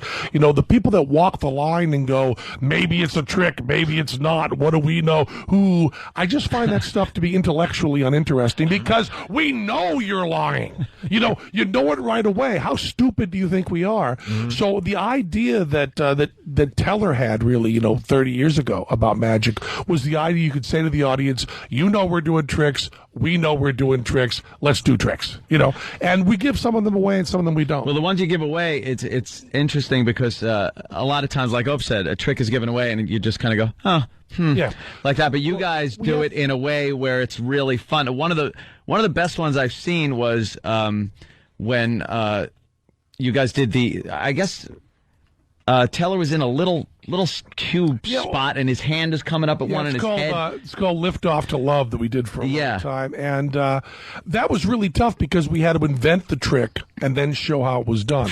The problem is that most of the that was stupid. The amount of work we put in per minute on stage, if we had talent, we wouldn't have to do, we got this new sawing we're doing where we're going to saw a woman. I guess I'm giving it away. It doesn't matter. We're going to saw a woman in half and show exactly how it's done and where she's hidden in the exact compartment and everything, and then saw that part in half. And so it means, and then it's going to get really bloody and gory and awful. So it's just like you bring the saw down to here. This is how it's done. She's hiding right here. See, here's her body. Here's where the mirrors are. Here's where the whole thing is. And all the way through and blood everywhere. So we have to kind of sort of hide her twice, We've been working on this thing for, it's going on 2 years now, working on it all the time with you guys playing in the background in our shop. When we're not there, the shop guys with this huge warehouse in Vegas, you guys show is blaring that's pretty all cool, the time. Wow. And they're in there, trying to find how you make this torso bleed just right when the saw hits it. So some people are doing other work while they're listening. That's to a great job to have. And, well, you guys pull it off because it's going to be 4 minutes of stage time. 4 minutes, and we'll be putting in like 2.5 years. Yeah, it's just stupid. Is it just basic principles? A lot of these tricks that are basic principles that you just kind of rework to. There's a great thing that Jim Steinmeier said, who developed a lot of illusions for Copperfield and so on, and he's a great guy. Jim Steinman said magicians are all guarding a safe that's empty. There are no secrets. People will come to us like corporate shows and go, we want to pay you a few $100,000. What you're going to do is, make a car disappear in the middle of a room. And we go, there are no rules of physics that we know that you don't. We're going to have to cheat, lie. We're going to put something in front of it, and there's going to be smoke. And it's going to look cheesy because you can't just disappear. And they go, well, there's things that you know. And we go, no, not outside of physics. Right. See, if you were outside of physics, we'd be in a different field. We'd be in the Department of Defense. We'd be Nobel Prize. We'd be somewhere. Bank we wouldn't robbers. be on stage at our show in Vegas. We wouldn't have a theater. There's no Einstein Theater in Vegas. It's smart people don't have theaters there. So we're trying to do the one thing that we know that you might not know is there are probably 50 dead ends you would go down that we wouldn't go down because we've been there. Mm-hmm. That's the only difference. But if you guys said, we really want to saw a woman in half, show how it's done, and then saw it in half further, you'd sit down and you'd say, okay, so it's got to look like her body's here. We got to hide her body somewhere else. Where's it going to be? You want to try using like a half woman? No, Chris did that, and it showed up on YouTube. Everybody knows it. We want to try. We'll use a full woman. If she's a contortionist, does that mean we can get her in this box? Oh, wait, it looks like she's in that box. We can't do that. And that's all you do. You just bang your head against the wall. Cash it out. And you read everything other people have done, and you say, oh, there's this thing that Harbin did in England where he used, it turns out you can make it look like if she turns sideways, people don't register it. And little things like we put black lines on the side and put stuff that's flying wedge toward you. It look a little thinner. But that stuff, and then you just sit like an idiot with 5 guys in a room with a box at the other end of the room going, that wouldn't fool me. And there's a lot of magicians who do this thing where they go, that wouldn't fool me, but it'll fool the idiots that come to our show. And those are the guys that have sucky shows. I think you're downplaying a little bit. The comedy that's involved in your shows really cuts through and really makes it very entertaining. Yeah, well, thank you. I don't think there's a lot of guys that can do your angle as far as this goes and pull it off because you got to have a sense of humor as you're showing people how this stuff is and done also and if stuff. you're going to give away 5 tricks during the night, you've got to have another 5 that will fool them for the rest of their lives. Right. If you're going to give stuff away that they already figure out, it's going to appear to be a little bit that's smart. a nice twist too, because then you blow their minds with something like, whoa. Yeah, we end our show with a trick. Sure. I think that the bullet catch that people. Yeah, that is amazing. Your guy is giving us Boston. Your guy's giving us the look. Is he? So he's holding up a piece of paper. He's giving the look like. It's gotta go. I just got to ask you one thing. Did you see The Prestige, the movie? I didn't see it. You Isn't didn't that see that awful? one? Because I saw the other other one. The Illusionist. I didn't like it at all. That one sucked. I liked the Prestige though. Really? That was pretty good. Tell her read the book, and I remember when it was Hugh Jackman in there, right? Yeah. And he came. I remember telling him from the bottom of my heart that I was going to run and see it because he came to see our show. And we talked, and I talked about how excited I was about the movie. And there's great little twists didn't in even there. Bother crossing the street to see it because I'm a liar. And out of my basement, I run a league that you should be listening to. And I'll sign anything you want, Jimmy, anytime. That's all I Whip care it out right now. I'll sign it with a felt marker. And there's no line I'll draw with you. No, it sucks.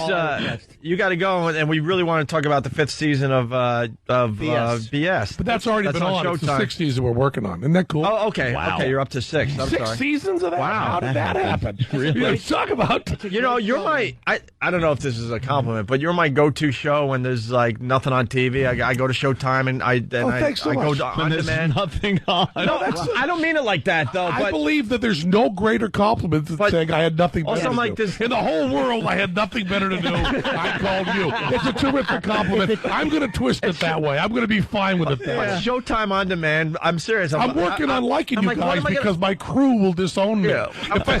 When they listen to this, if I have said one thing that pisses you off in any way, the crew is going to walk. And this is a case of a boycott that really matters. Saw your own stupid whore in half. You paint the goddamn box. I'm out of here. You show disrespect to Anthony. I knew something was up because I have a feeling you're in a tough situation. I think you really want to go after us for some things, but you're like, my crew's going to hate me forever. Yeah, well, the crew has all the power in the world. Right. If they decide tonight, the next night I'm on stage, they can just decide and I die. Yeah. And there's no exaggeration to that. They can just say, give me his gun. Oh, man. Let's monkey with that. Oops, sorry. I have a feeling they might have a voicemail or two from you that they're ready to release. I saw you do that in Boston, the bullet catch, and I was obviously amazed. There's no way anyone's just sitting there, the layman, if you will, can just sit there and watch that and go, it's anything different than him being shot in the face. Yeah, we worked really hard on that and got a lot of help from. It was one of the rare tricks that somebody came to us and gave us stuff that was too smart that we couldn't do. And it's indeed dangerous. Yeah. Well, it is the most dangerous trick in show business because 13 people have died on stage doing it. The way they usually say in magic books is they usually say like 12 magicians and 3 carnies. They put them in a different category. But my favorite one who died doing this, and this is important, is one guy came out on stage to start his show. The end of his show. It was a 19th century Wild West magician came out called Willard the Wizard, I believe. Came out on stage to do his medicine show, and he ended with the bullet catch. And he knew that and did the advance press and came out and started his show. And a guy in the audience stood up and said, "Catch this," and shot him in the face. Whoa. So I was walking through LAX, and I'd forgotten for a moment I was walking through LAX. I thought I was just walking because I'm in my own little world. Yeah. And a bunch of youths, as you'd call, were over to one side, and they went, "Yo, Pat, you can catch bullets?"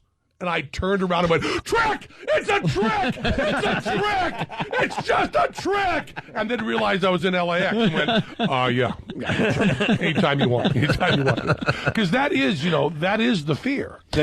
We don't want that blurred line. Not with that, especially, that.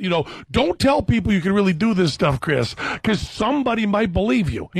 Most people, out of the 300 million people on the planet, in the United States, 300 million aren't going to believe you. They're just going to think, oh, here's a guy who wanted to be in a hair metal band that learned a card trick.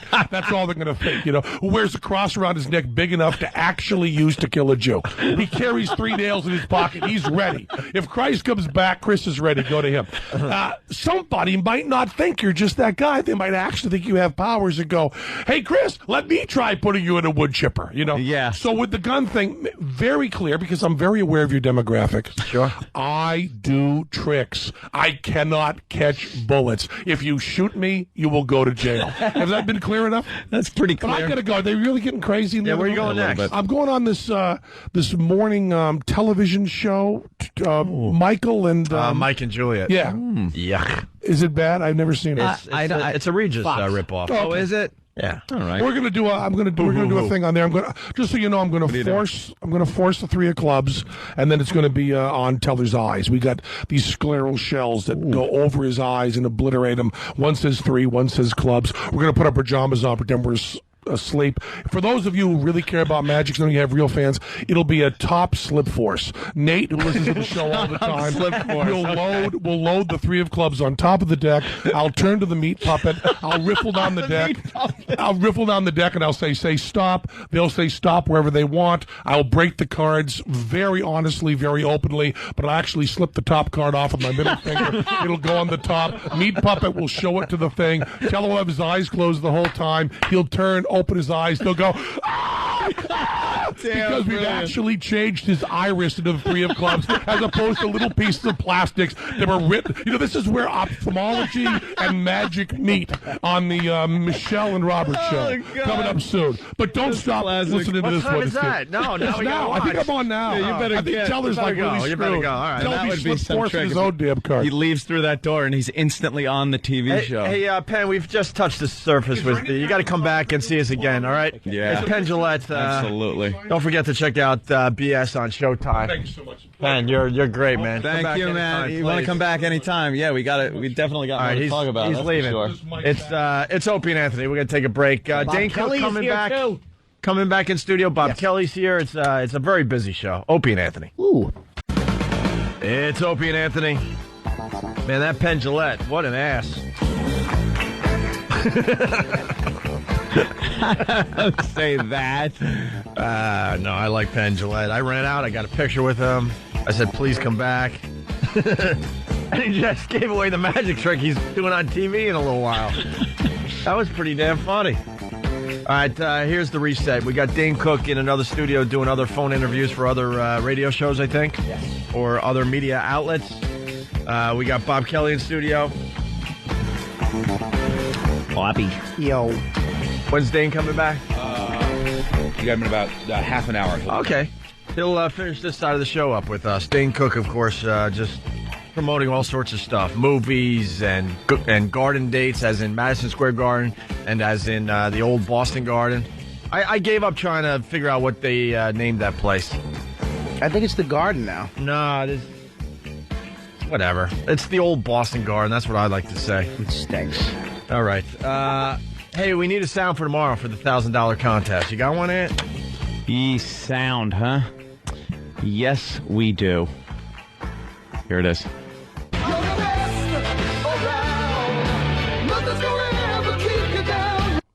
All right, there you go. That's it. That's the sound for tomorrow you're listening for between 7 and 7:30 if you want to win $1,000.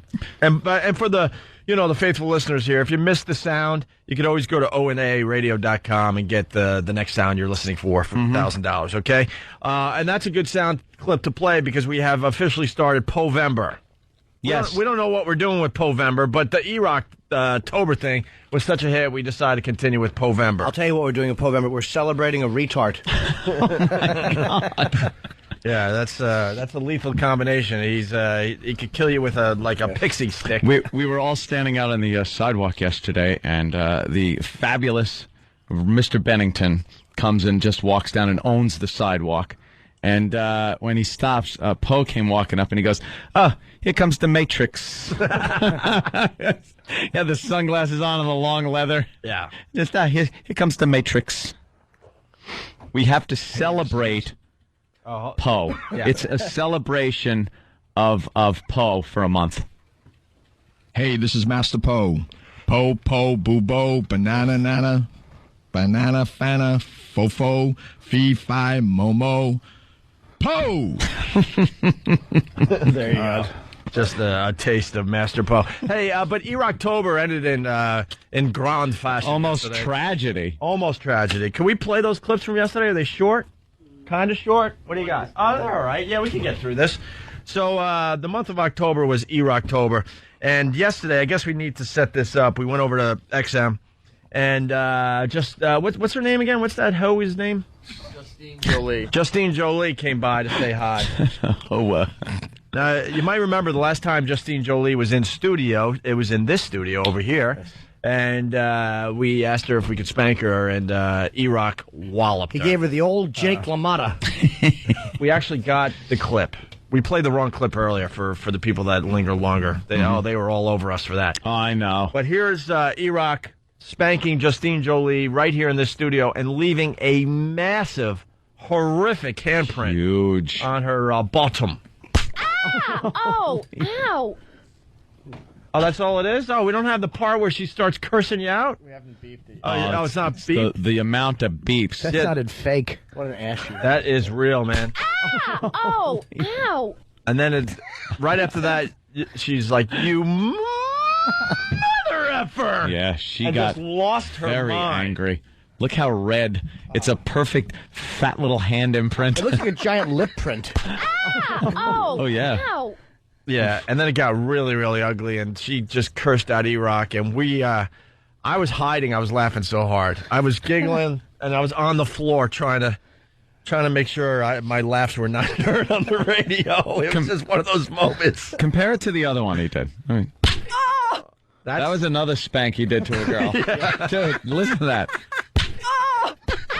Oh, ow. Second one. That's a punch in the face. That's what it sounds like. Oh, ow. All right, hold on, man. No, F you, man. I think I have the better one. Oh, ow. Oh, oh, ow. All right, let's go. All right, ready? Let's go back and forth now, real fast. All right? Oh.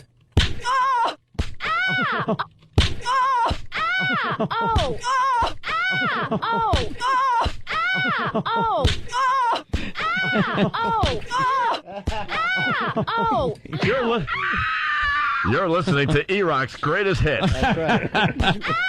Oh, ow. Oh. Oh.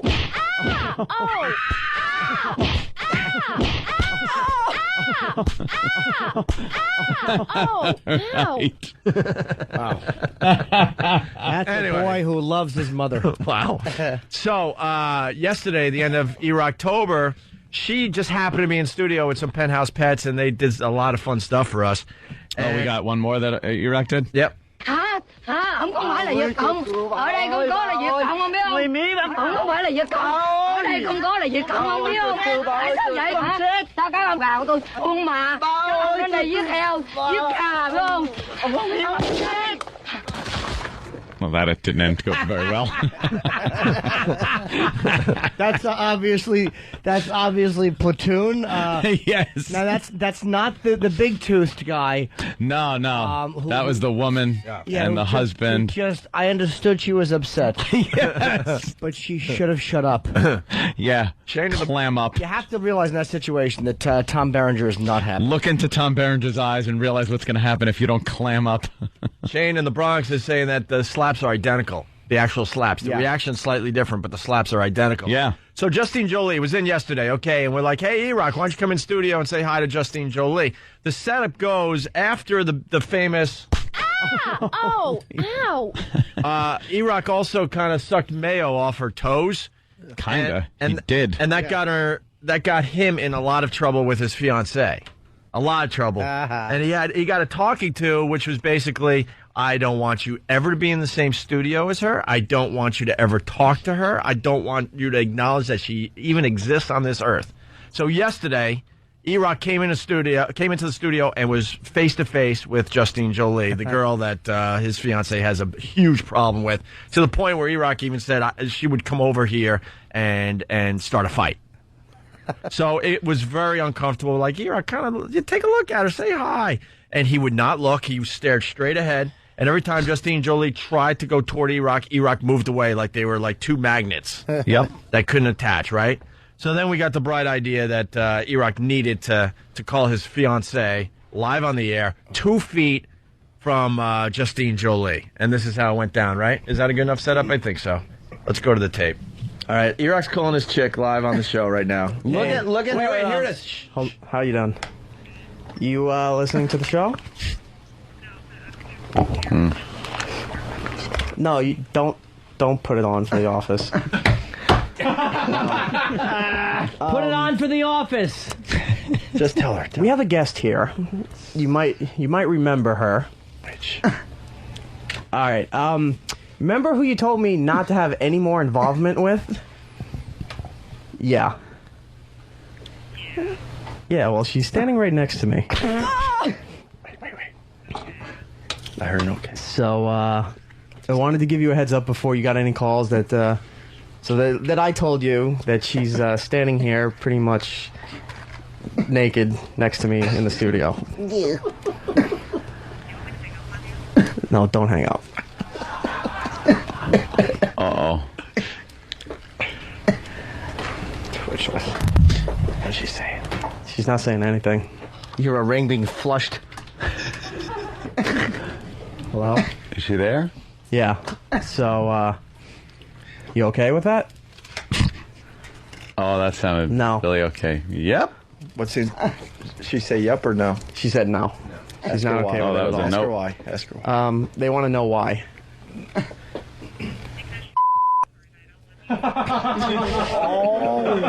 What? Whore. Yeah, what did she say?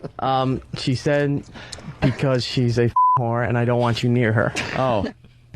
Oh, man. So it was really uncomfortable. Yeah, that was yesterday. Oof. And then I guess the setup here is the phone call just continued? Yes, so. All right, here we go. It got worse. More tape. We're almost to the moment where it got really uncomfortable really for bad everybody. for everyone but first, more of the involved, phone yeah. call. Is there some crying going on? Oh, boy.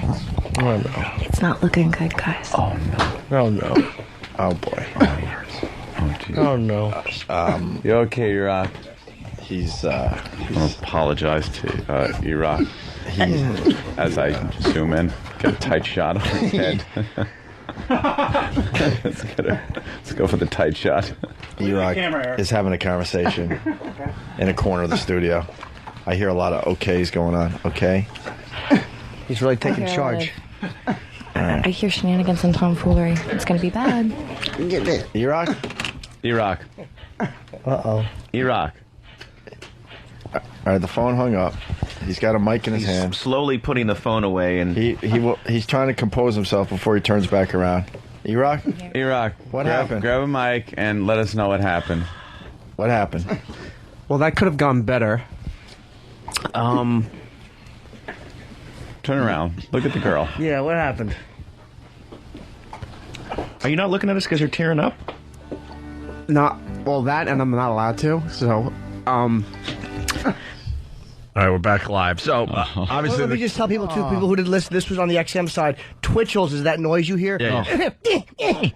Constantly. That should be decapitated noise you hear is Twitchels. I thought it sounds like he was starting to cry. That was Twitchell. Yeah. No, well, he you was it choked crying. up in his voice. No, he was Yeah, that was the blubbering. second half of the conversation. Like, he went off mic because she was giving him a talking to, and he went off to a corner in the studio, and he had his face turned, so we couldn't see, but it was obvious he was bawling. Yeah, he was like Timothy Hutton in Ordinary People. Yeah, he was bawling.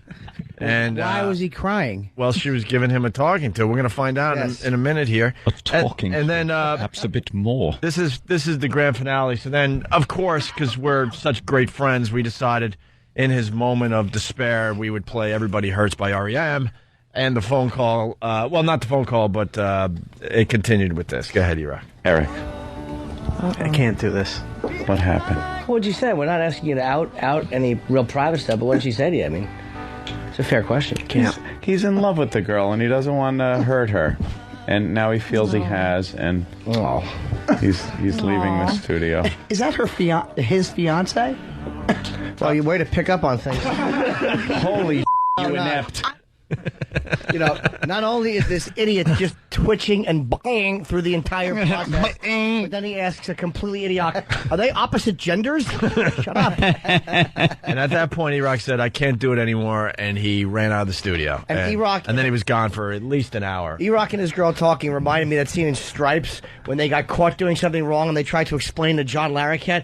It was like, what happened? Well, sir, we were on our way to bingo parlor. Shut up. Okay, sir. Okay, sir. Okay, sir. Yes, sir. Iraq, you want to share what happened in that conversation? Yeah. Huh? No. No? That pretty much is speaks for itself.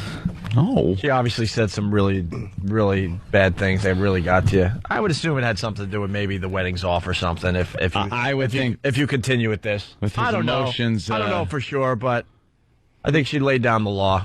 And it really got getting to him so emotional, because you're really in love with her, and you're going to marry this woman. But did and you- she's a wonderful lady, by the way. We like all her. like her very much. We She's like her. actually, She's far too good for you. We kind of put her in a really awkward situation that, E-Rock's calling her live on the show while a naked stripper that she has a problem with is 2 feet from E-Rock. Right next to her. Right. Oh, it was awful. That was the only way that was going to end. So, Eric, basically, while you were talking, she was, because, she has people that listen, and you, what was it that got you? You don't even have to say what she said, but what was the vibe of it that got you so much, that bothered you so much?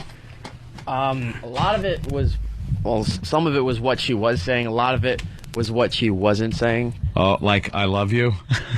That, a lot of dead air on that end, heavy breathing, and stuff either being... Haven't you learned anything from radio? Dead air is really bad. Even in private conversations, you got to fill up that dead air. You got to keep talking. Keep that conversation going. That's right. When you Maybe you should have taken another phone call at that point or something. No. When you're fighting on the phone with your Sorry, girl, guys. no, that's right. When it gets really quiet, I always do this. Do. That's comfy. E-Rock, did you really get emotional? Yeah. And why? I mean, I don't understand. By being yelled at, or is she saying emotional things to you? Like, my girl yelling at me wouldn't make me cry. Was she saying that? Was she crying? No, she was. She was strong, wasn't really strong talking. like bull. No, she was, She was quite pissed off. Eric's an emotional guy. That's all. He's a very. That's good. I like that about him. I would love to be able to cry like that on cue. You'd love to be able to cry once on cue. Yeah, Bob Kelly cries when he sees the midgets and the. That's true. Getting.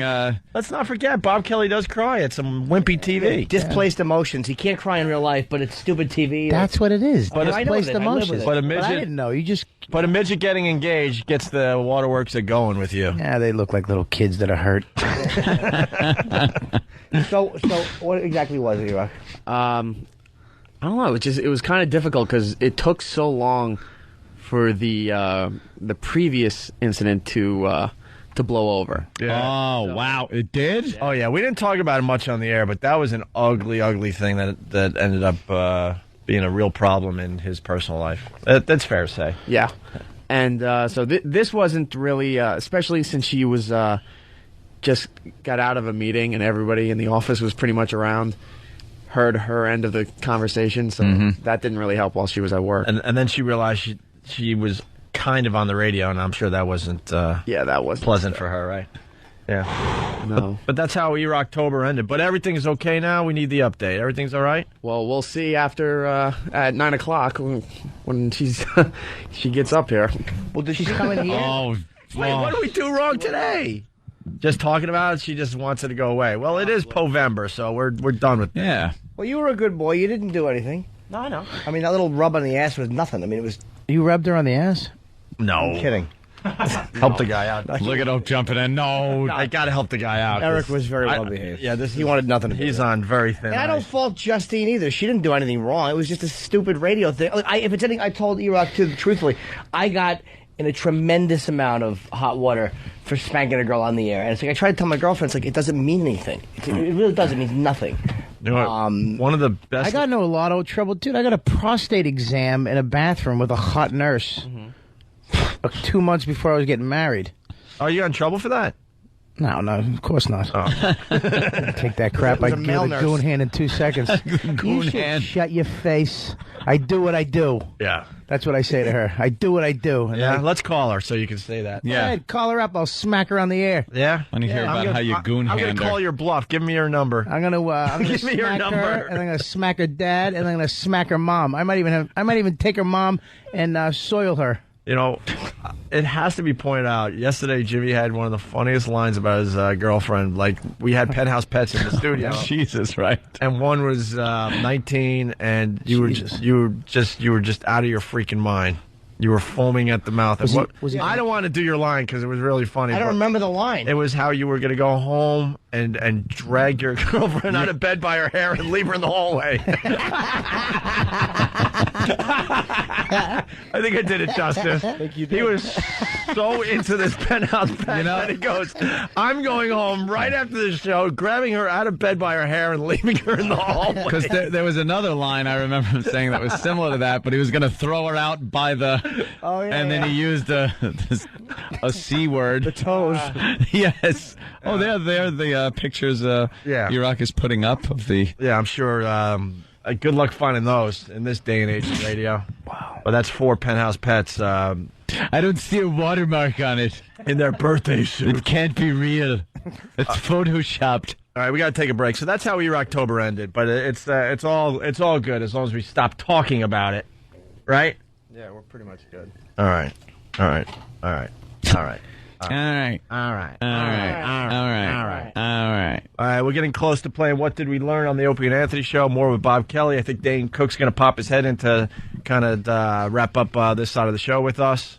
It was cool. He came in. He hung out for quite a while. Yeah, we'll get some plugs in, and that'll be it. All right? It's Opie and Anthony.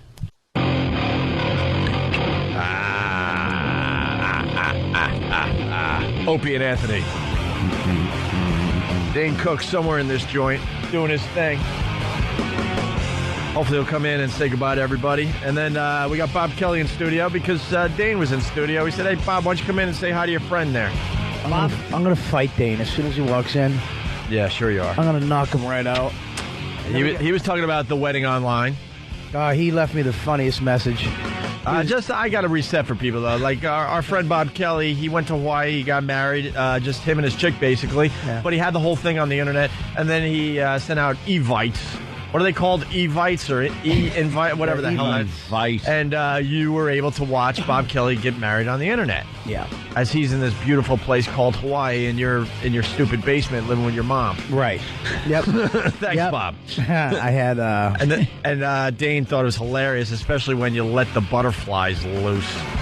Yeah, he left me a message. It started out because I was getting messages from Colin and certain people busting him, and he called me. He was like, "Man, I got to tell you, the most amazing thing I've ever seen, bro. You look great. Dawn was beautiful. What an amazing man. I can't do this. You corny loser. Butterflies. Butterflies. I didn't know about the butterflies, to tell you the truth. Who gave you the idea? Misread his eyes. He said butter cookies. Swim walk. It was all. Who said butterflies? Okay, would ready? Be a good idea. This is what I did. I said, let's get married. Yeah. And then I said, go ahead, get on your computer. Whatever you want, we'll do. And she picked everything. Okay. And I just said, okay. Fair enough. Fair enough, sir. I've seen the couple light a candle to have individual candles and light a bigger candle. I've seen that. My buddy got married in Atlanta, and they had like 2 different color sands that they put in one jar. His Jesus. color and her color in one jar. But butterflies. You won't see that happening at the dog's house. I don't want that different colored sand mixing with our sand.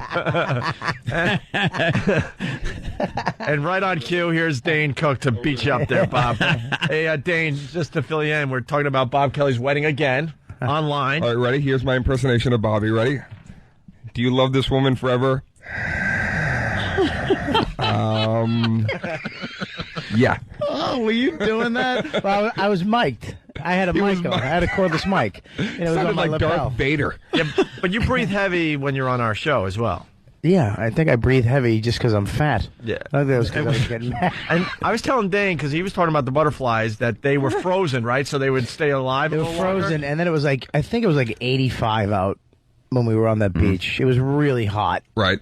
So they went from being frozen to just being, in a frying pan in 2 seconds. Well, you can freeze them and they live? Not freeze. They're like in a fridge. Just slow down their little butterfly heart until you need them. Yeah. Do that to flies. Yeah. You put them in the... Yeah, that's how they do a magic trick where it makes it look like a fly is dead. You put it in your hand, because it won't do anything. It'll just lay there. And then it warms up in your hand, and then you open your hand up and it flies away, and you go, look, life, it lives. That works with hookers too, Jimmy. Yeah. Bobby, what was option B? What other ideas were on tap besides the butterflies? Yeah, like what idea was galloping away on the back of a horse? What ideas did you say no to? On the back of the groom. What I just float into the ocean. What did you say no to? Seems like you didn't say no to anything. Well, I didn't. A raft that you both built together out of. Well, I said no to matching dresses. She wanted like a total. Like Hawaiian wedding, and I had the guy add a little religion code word in for it. gay. Put a little religion in it. Well, yeah, like a little Jesus here and there. You know, my grandmother, my Catholic grandmother was watching, and I didn't want him Jesus speaking was Hawaiian. I didn't. You're married in a church, then, you stupid heretic. No, dude, that's where the footprints in the sand were, dude. Did you make two sets of footprints go into one? And that's when Jesus said, "My son, that's where I tried to pick you up, you fat bastard, but you were too heavy." I actually wrote. I put a heart in the sand, and I wrote, "We just got Maui'd," and then the wave came up and took it away. Is that true? Is that true? That's not true. No way. I just got Maui. No. You know they are marketing that. You know they market that. There's probably T-shirts with that on it. I didn't get to that part I got because Maui'd. I got pop-up for classmates.com opened, and I ended up clicking away from your wedding. I wish someone pulled out a machine gun and Maui'd you down with it.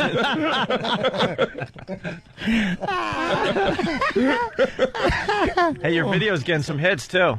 Dane, Bob was in recently. Yes. And on YouTube, if you go to 2 Girls, 1 Cup reaction, Robert Kelly, they're starting to say it's the best reaction to that video. Oh, it absolutely is. Yeah, I haven't seen it. It's this horrific video. It's in the porn genre, but it's no, it's not. It's way sicker.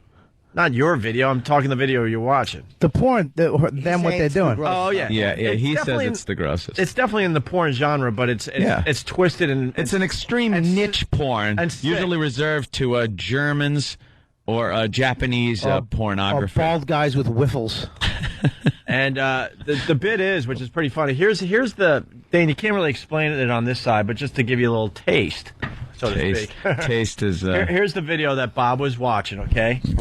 Starts off very nice with 2 girls doing some fun stuff, and then oh goodness gracious! Then a cup is being filled up. We could say that much. And then they do that with the cup. And it looks like a frappuccino. Yeah, it does. Yeah. Almost delicious. Yeah. Almost. Like a moussey beverage. Yeah. All right, get rid of that video.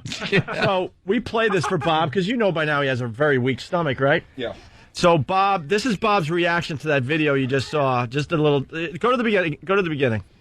So this is Bob watching the video. It's up on YouTube. 2 Girls, 1 Cup reaction, Robert Kelly. He's seen the part where we all like, the first part, which is very nice. 2 girls kind of doing their thing. And then it turns horribly wrong, and watch what Bob does. He just starts puking. Of course. And the vomiting started when the 2 girls were just kissing. And the sound Bob makes is just...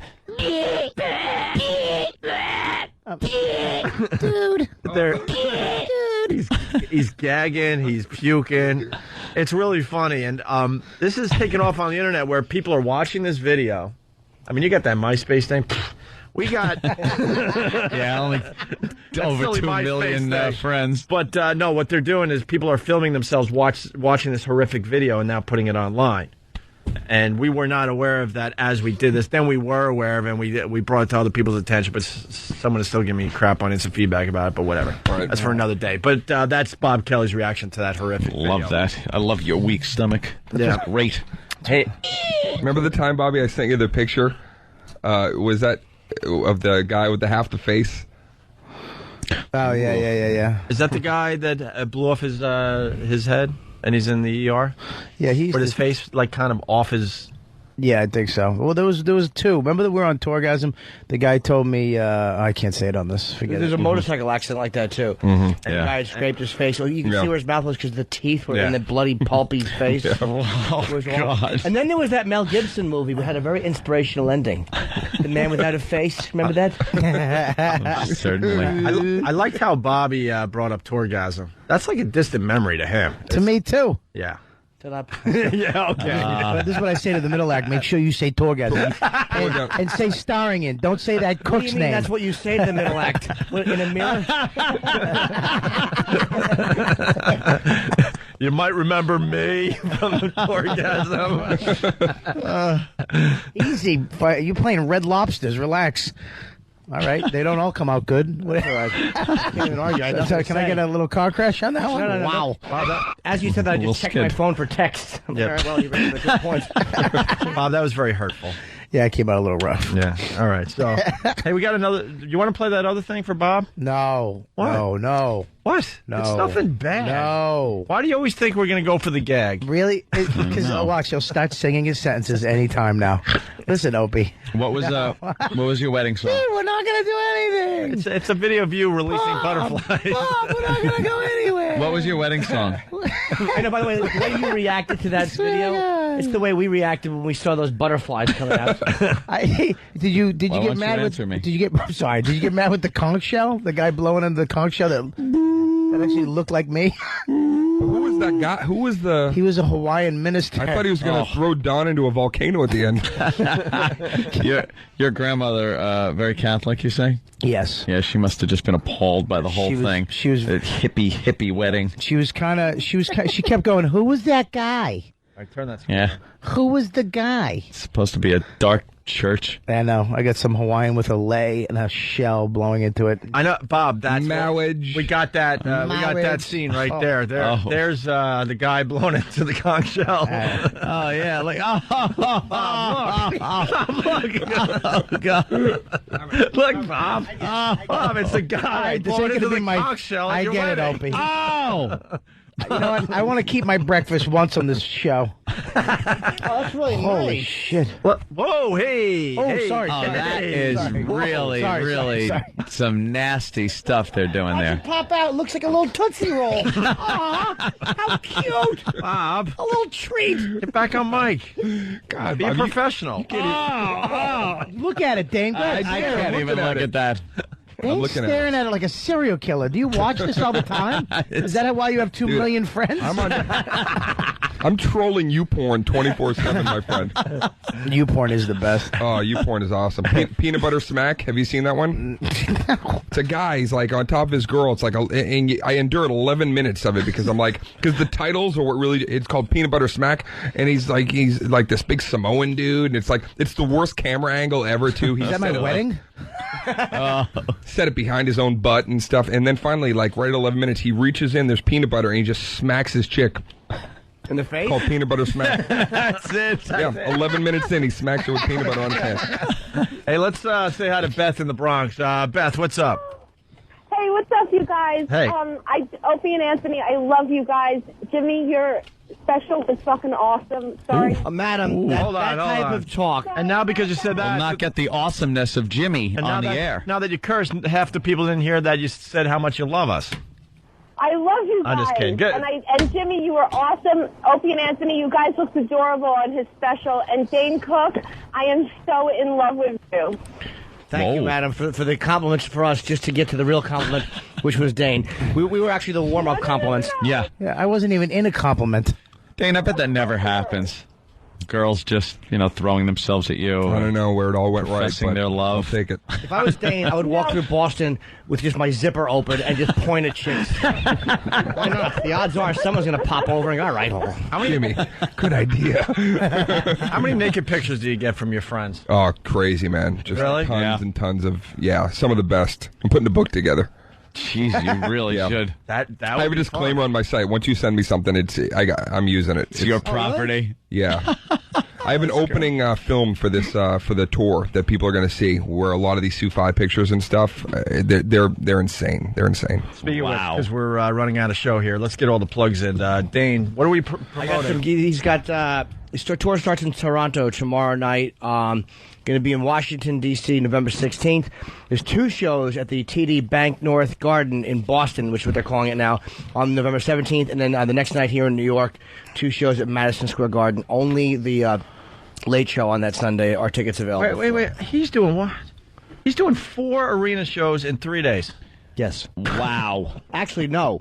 5 arena shows. 5. I believe there's 2 at Boston, 2 here, and then there's 1 in Toronto. Yep, and I'm going to be doing the late show at Hooligans in Hoboken. Do you do that for the hell of it every once in a while? Oh, yeah, man. I still, it's like, I'm in L.A. I still pop in the Laugh Factory most nights of the week. Jamie's place. Yeah. You Do they make you Jamie wait? Posada. Do they make me wait? Yeah. Yeah, make them wait for some improv. You know the other group. comics hate when Dane comes in because they're all getting bumped. They're done. Yeah, and of course, Dan in real life is still in theaters. Number 1 comedy in America. I still haven't seen it. I was going to see it yesterday so I can be up on it a little bit. Very heartwarming. It'll warm the cockles of your heart, sir. Ooh, very good. And Bob, what could I say? Uncle Where are you going to be? Vinny's. Bobby will be puking. I'll be at Uncle Vinny's in Point Pleasant. 877 Uncle Vin, Friday and Saturday night in Jersey. What football team plays there? What? I'm just saying. It's unlike, Mr. Arena over here. Hold on. It's a stadium joke. I didn't get it. Let me just plow into a wall. It was pretty good, though. I liked it. I didn't get it. Hey, Anthony, really fast. What's the sound for tomorrow for the $1,000? We got to get that out of the way one more time. Between 7 and 7:30, you're listening for what? What? That's all right. I shuffle through these. Penn and so Keller also will quickly. plug that. They're going to be on Fox and Friends while we're doing the walkover. So. Mike and Jillette. Mike and Jillette, they're going to be on. And there it is. And he already explained how he's doing the magic trick you're about to see on TV, which I thought was hilarious. Yeah. That he gave away the trick for us today. This is the sound for tomorrow between 7 and 7:30.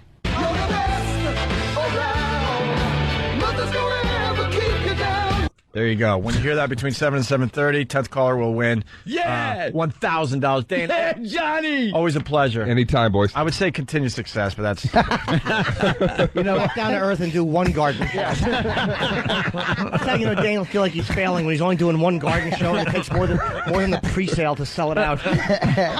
Hey, he's a stand-up guy, though, because I'll tell you something really fast here. There's a lot of guys we get to see on the way up, and as soon as they make it, we get to see them when they're finally same coming people you back meet? down. No, on the way down. But Dane's one of these guys, he still keeps in touch with the show. He doesn't have to do this crap. At least you don't have to worry about that with me. No, I had a good time here, man. But I like hanging with you guys. Without naming names, there's a lot of guys that have done that to us over the years, but not Dane Cook. That needs to be said today. Let me tell you, the minute I can sell out an arena, I'll do a pre-recorded phoner. Send somebody Here. Send this to those bums that I used to work with. All right, we got to go over to XM. Have a great day. It's Opie and Anthony. Bye. This is the Opie and Anthony Show. It's the Opie and Anthony Show. Opie and Anthony.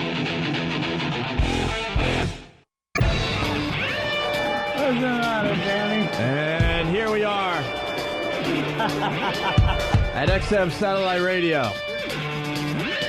We got Slash in studio here at XM, and Danny was trying to show off playing Guitar Hero 3, right? Yeah. Guitar Hero 3, the new one, in front of Slash, and you were bragging pretty good the last couple of days, but then you had to do it in front of Slash, and you failed miserably. Yeah, I can't do anything in front of Slash. You failed miserably. I'm surprised I'm able to stand up in front of Slash. Yeah, nothing's more humiliating than what I did. But then if this calibration was off, that's what it was, because I just Yeah, I mean, it's good now, but I can't function. My heart's racing, my hands are shaking, I can't even do it. Slash, I need a little bit of practice anyway, because I got one at home, and I put it on thinking I'm going to kill at this, and my security guard was over at my house, and I said, check this out, and I couldn't play it. And I was like, wow, I'm really out of practice. I was really addicted to it for a minute. I couldn't put it down. I had to beat the whole game in one sitting. Yeah, that's how I was with the new one, Didn't answer the phone, didn't eat dinner, didn't. Yeah, that's the problem with video games. Yeah, very addicting, That's why man. Love it. I try not to play too many because my personality is such. I got that OCD thing. Yeah, same thing. When it comes to certain things, and one of them is video games, I just go into another world, and I cannot physically stop. I can't either. I have to beat it. I have to get to the next thing, and it's just Yeah. You're featured in that game, too. Huh? Yeah. That's pretty cool. I actually wrote some music for it, too, like when you first turn the game on and it goes up that cliff with the guys dueling it out. That's me. Hey, that's pretty cool. That's definitely cool. In the better- boss battle. A lot better than the Journey video game music that was on the. I remember that one. Wait, what was that? Oh, we talked about that recently. What was that again? It was that Journey video game that was I didn't up know at there was one. WBCN. It came out in like '82. Yeah, it was or for something Atari. Like, Like, it was really old school Atari. And it had nothing to do with a band or anything. It's like the members of Journey are in space or something, and you had to jump around. It was picking with all the And you had to say horrible Journey sounds. from space or I'm something? sure there'll be a Kiss game coming out if there isn't one. Yeah, I'm sure Gene will. Aerosmith's got a game coming out. Activision just told me. Really? Yeah. Yeah. You know, 09, I think. speaking of Kiss, we could seg into the book. I had no idea that Paul Stanley was trying to Produce us? produce you guys back in the day. No Those are clue. Good times. Good times. I mean, yeah, I mentioned that because I felt bad.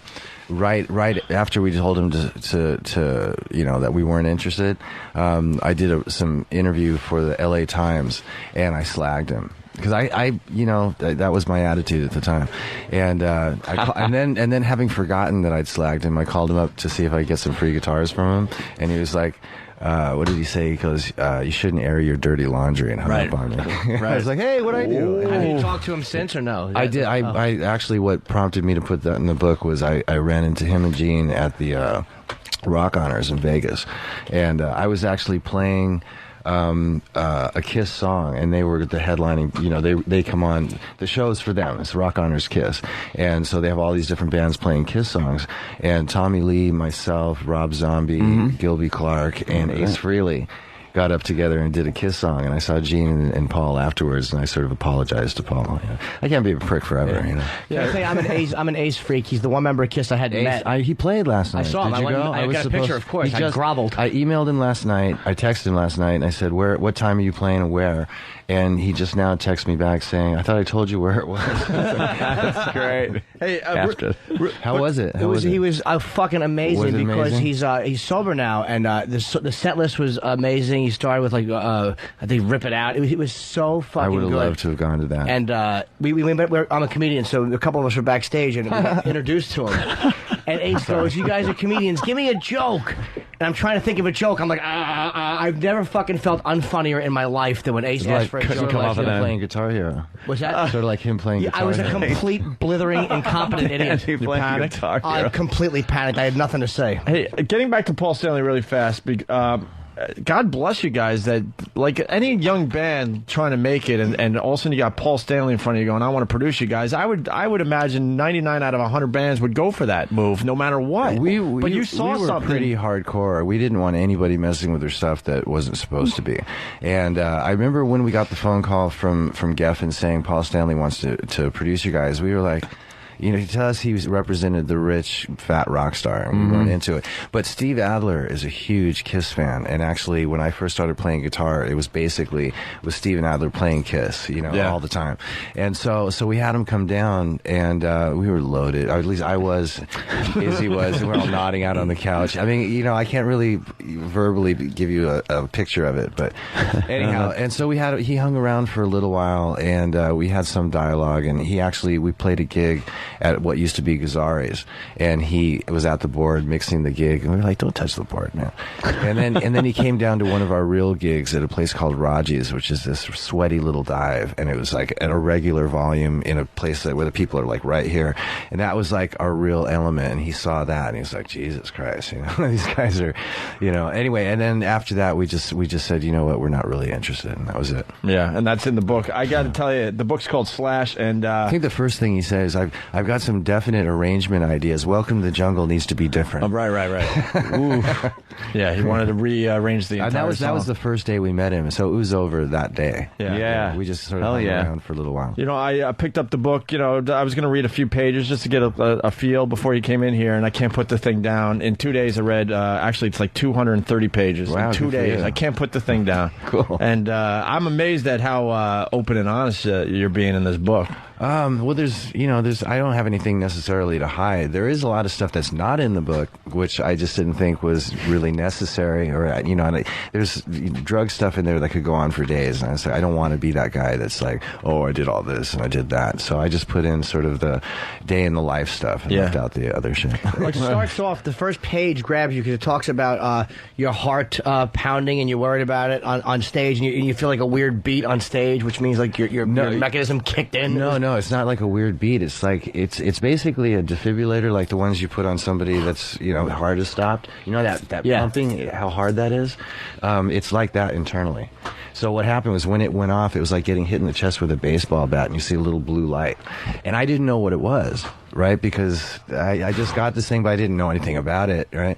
And I thought it was maybe I stepped on a flash pot or there was an electrical short. It was really impactful, and it happened to me like 6 times that night. And it was at Madison Square Garden playing with Michael Jackson when he did that 40th anniversary in 2001.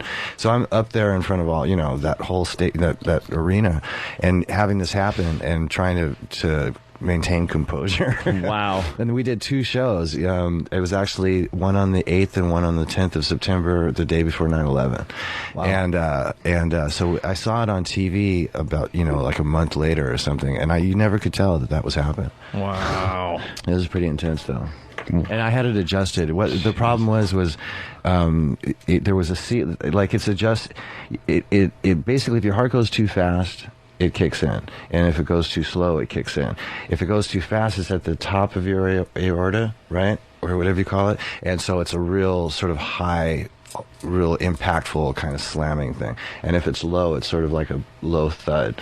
So the ones I was getting were the high. Well, what it is my heart rate bounces up to about 10% of normal, if not maybe a little bit more, when I go on stage, just naturally, the adrenaline. I forgot to tell the doctor that, so I had to have it adjusted. Oh, wow.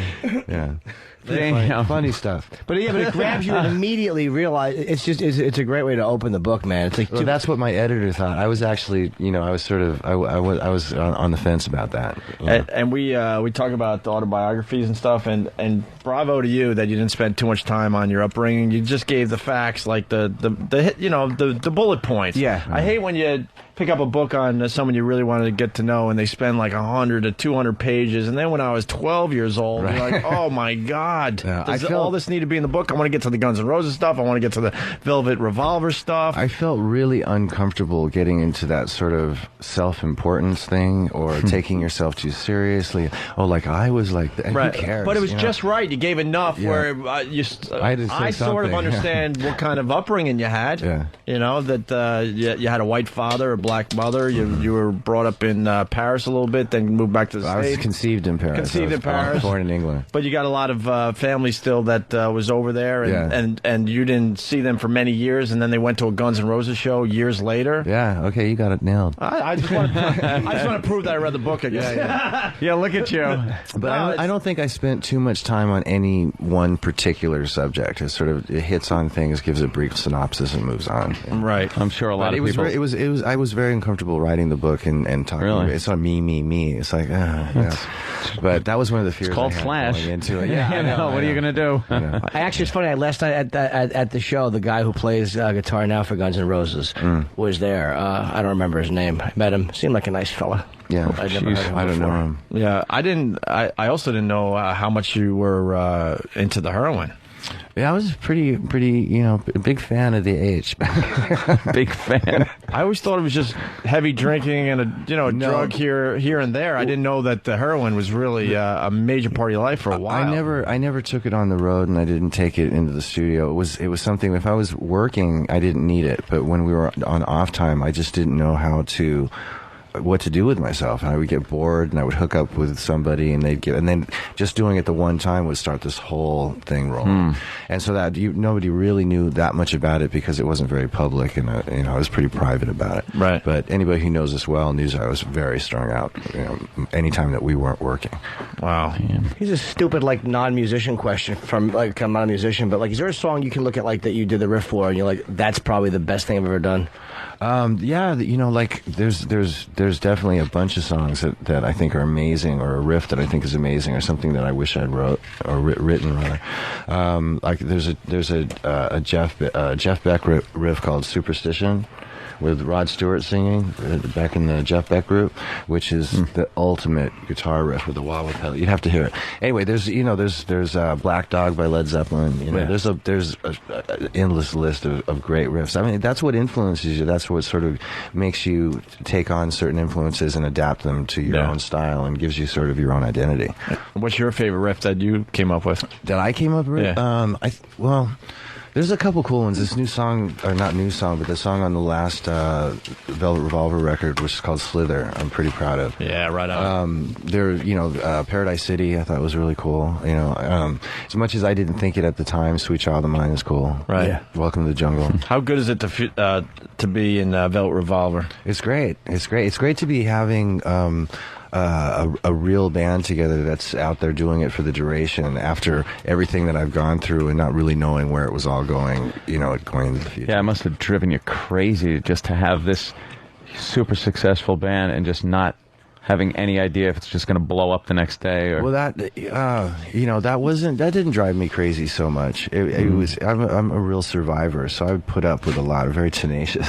So I didn't see it actually ending suddenly until all of a sudden I just walked. Yeah. And then from that point on, I felt really relieved, and I just started going out and jamming, and I wasn't very focused as to what was going to be my next career move for a few years. Did you have any clue, like, what Axl's problem was as far as was he afraid doing the shows? Because it became a joke when anyone would go to a Guns N' Roses concert with how long did you have to wait? I know that really bothered me. But the thing is everybody sort of more or less asks the same questions, and your guess is as good as mine. I have maybe my own opinions inside about what caused him to do that and this and that and the other, but it's not something that I like to sort of go out and publicly analyze. And I didn't do that in the book either. I'll tell you that, but he spends about 30 or 40 pages. I can't wait to get to that section where he explains why his life's so much better without no, but I mean, with that Axl and that with whole, all due respect to Guns N' Roses and Axl, I mean, it was probably one of the better rock and roll bands of all time. Yeah. And I'm very proud of it, and it's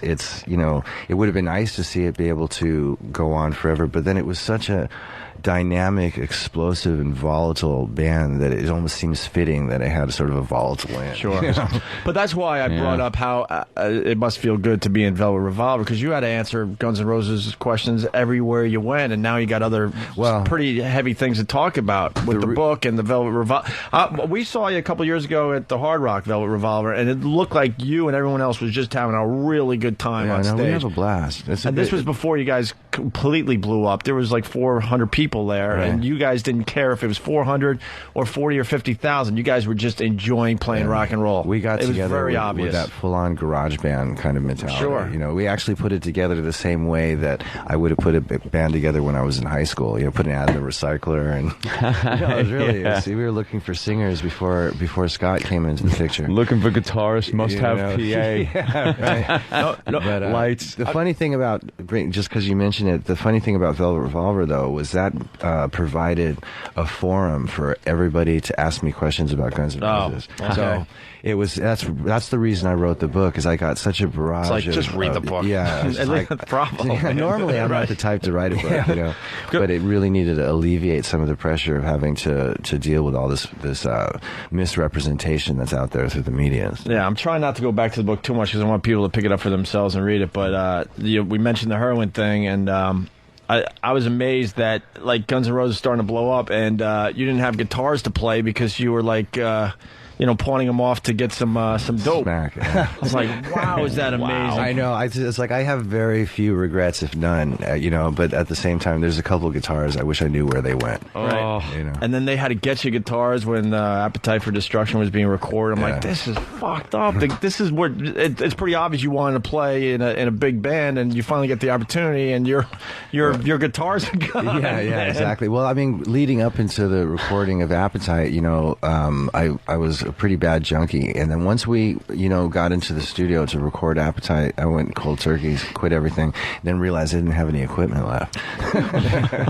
There's probably some people out there like, what? Do you know whose guitar this was?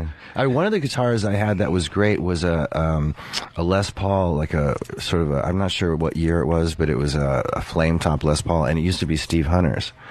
Steve Hunter played with Alice Cooper, and he's the guy that he played a lot of solos that you guys would be familiar with. Anyway, and it was his guitar, and it was really cool. It was a little bit beat up. It had a great history to it, and I wonder how he lost it. Yeah, right? How did I get this thing? Is this, you may not know the answer to this, but it's something that's been bugging me for years. I have to ask you. My Michelle, who is that written about? That's Michelle Young. And she was a really good friend of mine and my girlfriend's back when I was in junior high school and high school. And then Axel Bander. And then really? somehow it's funny because, I basically left school and was pretty much a loner for a long time, and then Guns N' Roses came together, and somehow a lot of my high school and junior high school friends from way before all of a sudden sort of came into the picture, and these girls weren't really tuned up to that speed. And so they started mixing up with the likes of our band, and it was interesting because I knew them all. And my girlfriend has been my girlfriend for like 6 years when I was like 13 to 19, and all her friends, all of a sudden, a lot of them got on smack, a lot of them all of them had major problems just as a result destroyed of from hanging out. Yeah. A few of them live in Minneapolis now because they needed to go over to someone's house that lives in Minneapolis. That was my old girlfriend because she's clean to go and sober up, and they still live there. So a trip, so Guns N' Roses took a lot of people down. A lot of people wanting to jump on the bandwagon and hang out and have a good time, and then trying to keep up with that ended up sort of going by the wayside. And you didn't have a home for how many years? Well, I always found some place to crash. I didn't live anywhere till I got an apartment after the first Guns N' Roses tour was over in 1989. Right, but before that, you were going from your Bed to mom's bed, house, your dad's house, grandma's house, girlfriend's house, strip clubs, recording studios. Yeah, recording studios. Where strippers live. Strippers. There's a whole apartment complex in L.A. where the strippers live. That was a great place. You would have liked it. There was a lot of spirit in that building. There's a place like that I hang out here, but they're all fat chicks. Well, that's hey, fat chicks do it all. They try harder. It's true. Sorry. So the fat chicks? What? Sorry to the fat chicks? Yeah, why are you saying sorry to the fat chicks? Because probably he never had to bang one. Are you kidding? I like big girls. Yeah. Silence. Silence is there's nothing wrong with silence on the radio. It's a relaxed atmosphere. Do you have that kind of comfortable silences on the radio? Finally, yeah. But when we first started radio, it was like, someone talk. But now you just kind of let the moment just be for a second, I guess. I don't know. Let it sink in. Cool. Especially when a joke bombs. We like letting the person have to sit there and just suck it up, eat their balls. Well, Jimmy brought that to the radio show. Back in the day when Aunt and I were doing it and we would bomb on something, there was a panic. You would feel uncomfortable. You would heat up. And the other guy would try to cover for the other one, right? Jimmy was the one that brought it to the show like, hey, let's just stop the show and enjoy that Point bomb. out the bomb. Yeah, there's nothing better than someone just bombing on a joke. Yeah, right. Oh, it's just awful. Yeah. Comedians are the worst because they love going to clubs and watching other comics just eat their balls. There's nothing better than sitting in the back of the club. I've watched my friends just suffer, and they're pulling every fucking trick out of the bag, and they're just up there dying, flailing. Yeah. There's nothing more wonderful. Yeah, we than have watching shows your like friends. that too. Yeah. I'm familiar with that. Well, I know from being in a couple of bands, you never want to see the guy that replaced you playing with your band. Yeah. You don't want to watch that. You want to see him fuck up or sound like shit. I was talking earlier about this with someone. I went to a Guns N' Roses show in Vegas just to go see what that was all about. Wow. So I'd never stood in front of Guns N' Roses but I wasn't allowed in. So get out of here. I've never seen it. Yeah. They wouldn't let you in? They wouldn't let me in. Well, you gotta get a disguise. Well, I didn't know that was going to happen. You gotta get a disguise. They wouldn't let you in. Yeah. Wow. What did they say to you? You can't. You can't. I think it was the manager at the time, and he just said, what happened was I called up one guy, one of the promoters, and said, "Can you get me tickets into the gig?" And that was the same night as the show. I flew from L.A. to Las Vegas, got to the Hard Rock, and everybody in the building knew I was coming. It was like this big thing. And so I got to the room and was getting ready to go down there with my wife and everything. And the security came to my room, knocked on the door, and says, "No, we can't let you out."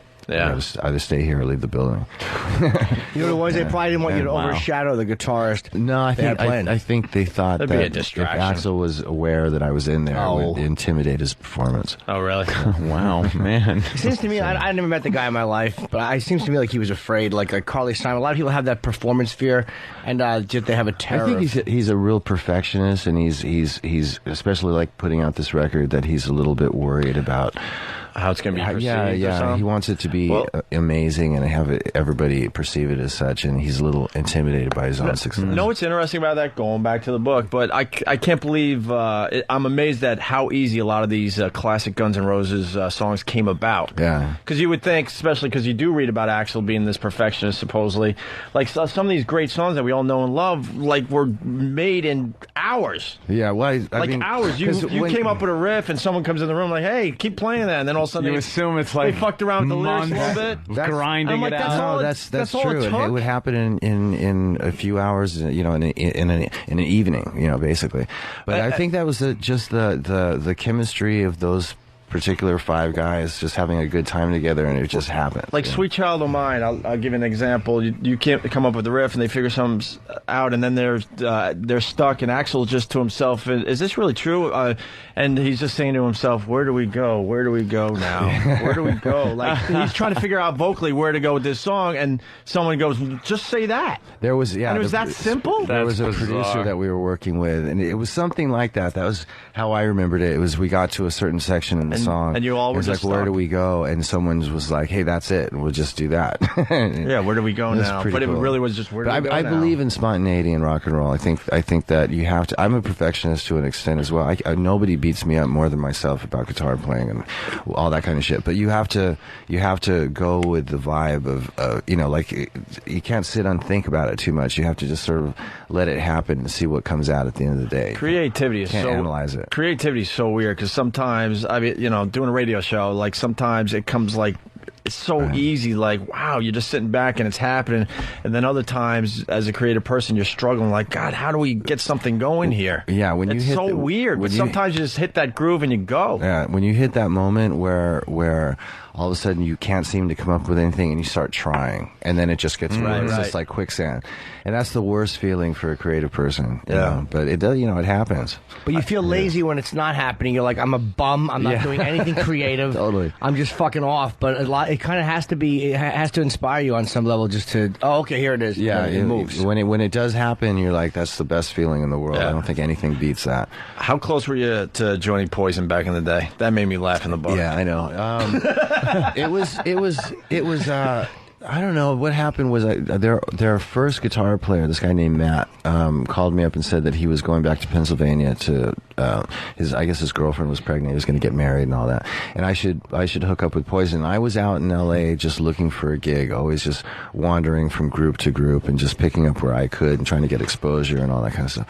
And Poison was by far the biggest club band at that time, and says, you should go try out for Poison, and I was like, there's an image thing that was a real contrast. A little bit of a problem. Yeah, and so, but I went down to their rehearsal place in LA, and they gave me a tape of like 4 or 5 songs, and I learned those songs and came back the next day and played them with the band and kicked the shit out of them. It's like, and so they were pretty much stunned by that, because I don't think Matt was really what you consider a great guitar player, but I had a good feel, So they had me come down another day and I played, and then we had this long conversation about fashion, and that's when it really, the obvious became really even more apparent. I just imagine after you ripped up the audition and killed, that the next step was they handed you mascara and you went, whoa. Well, yeah, it really the basis for the sort of fashion discrepancy was they asked me about my shoes, like what kind of shoes are you going to wear, and I was wearing some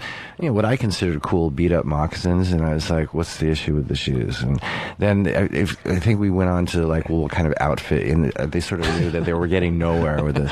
And so when I was leaving that day, though, Cece was walking in, and that was the classic part. part of the whole thing. Was I was walking out and CC was walking in. We didn't know each other, but he was like dolled up in like light blue and white and blonde teased hair, and that was an audition. I guess it was a sort of dress rehearsal to him, and I just said, "That's the guy." Yeah, enjoy the gig, and dude. I got the phone call saying that's not going to work out. We're going to use CC, and I was like, all things considered, it was sort of a relief, you know.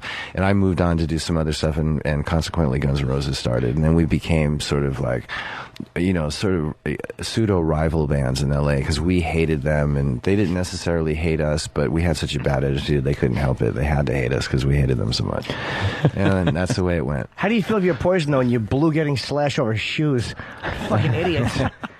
Yeah, well, that was the scene back then. Everyone was wearing the makeup. No, you know, but CC is so perfect for that band. He couldn't have been anybody else. It was a match made in heaven for them. And there was a moment Guns N' Roses like slightly went that way with glam, and then said, "You know what? We don't need to do this." Well, there was we came from sort of the Hanoi Rocks, New York Dolls.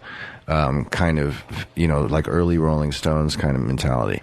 The glam thing in LA was more like trying to put together like a mixture of Kiss and T-Rex or something. It was very glam. David Bowie, all that. We were sort of like a gutter glam. And so we had that look, but we sort of, you know, got sort of tired of having to make the effort to do it. It wasn't something that we really tried real hard. It wasn't like an image that we were concocting. You know what I mean? That was sort of what we wore at the time, and it just started to fall off and just become jeans and T-shirts. It's definitely a refreshing change from a lot of the hairband stuff that was going on at the time. You guys came out, and people were just like, it was a kick in the ass, like, holy shit.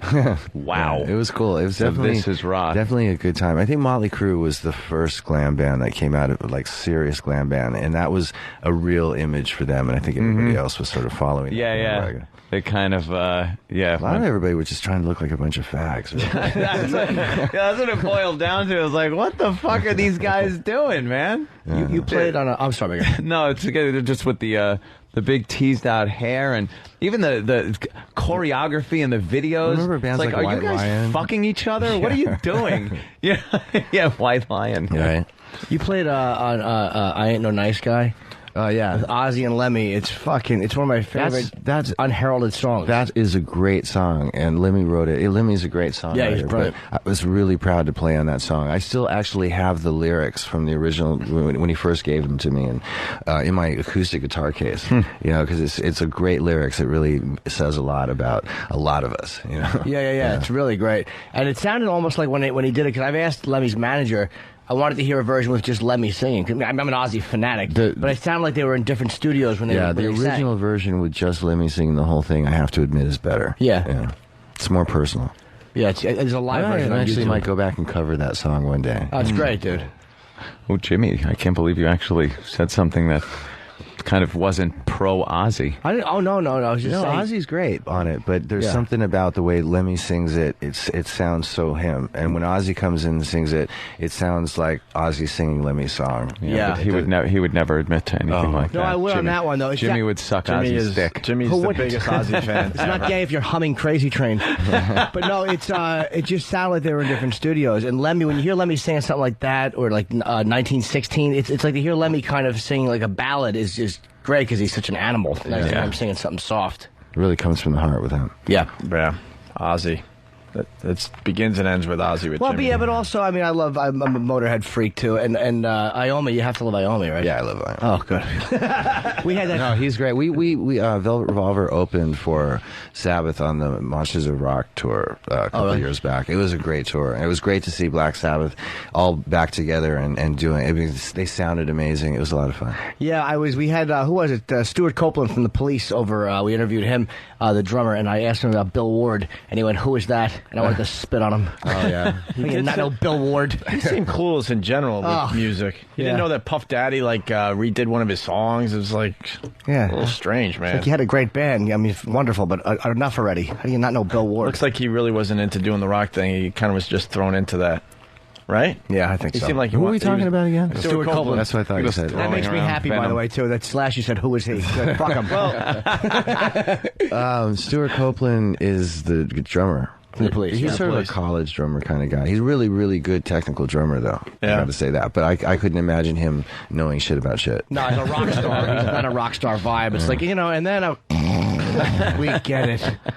One other music thing from the book, I was really surprised to read that you were a Cars fan, or you heard the Cars' first album. Yeah. Because all the other bands you mentioned in the book, of course, Quiet Riot, and it runs the gamut. But then the Cars. Yeah, the car. Well, there was during the very beginning of what you would consider the new wave run, the Cars were like one of the first bands that came out, and that first record was really cool. I love the Cars, but I really just record. Can't imagine Slash would be into a band like the Cars. I like the Cars, and Elliot Easton is a great guitar player, and they just had a very cool kind of sound and songwriting kind of thing. I think again that was another band that kind of other bands took up that yeah, well, by 1982, we had a lot of bands like the Cars. Even the Cars were the Cars. I thought was interesting when I read, 'cause I haven't read as much as Opie has in the book, but you talk about your mom being, I think, a clothing designer, or she designed all these things for these cool.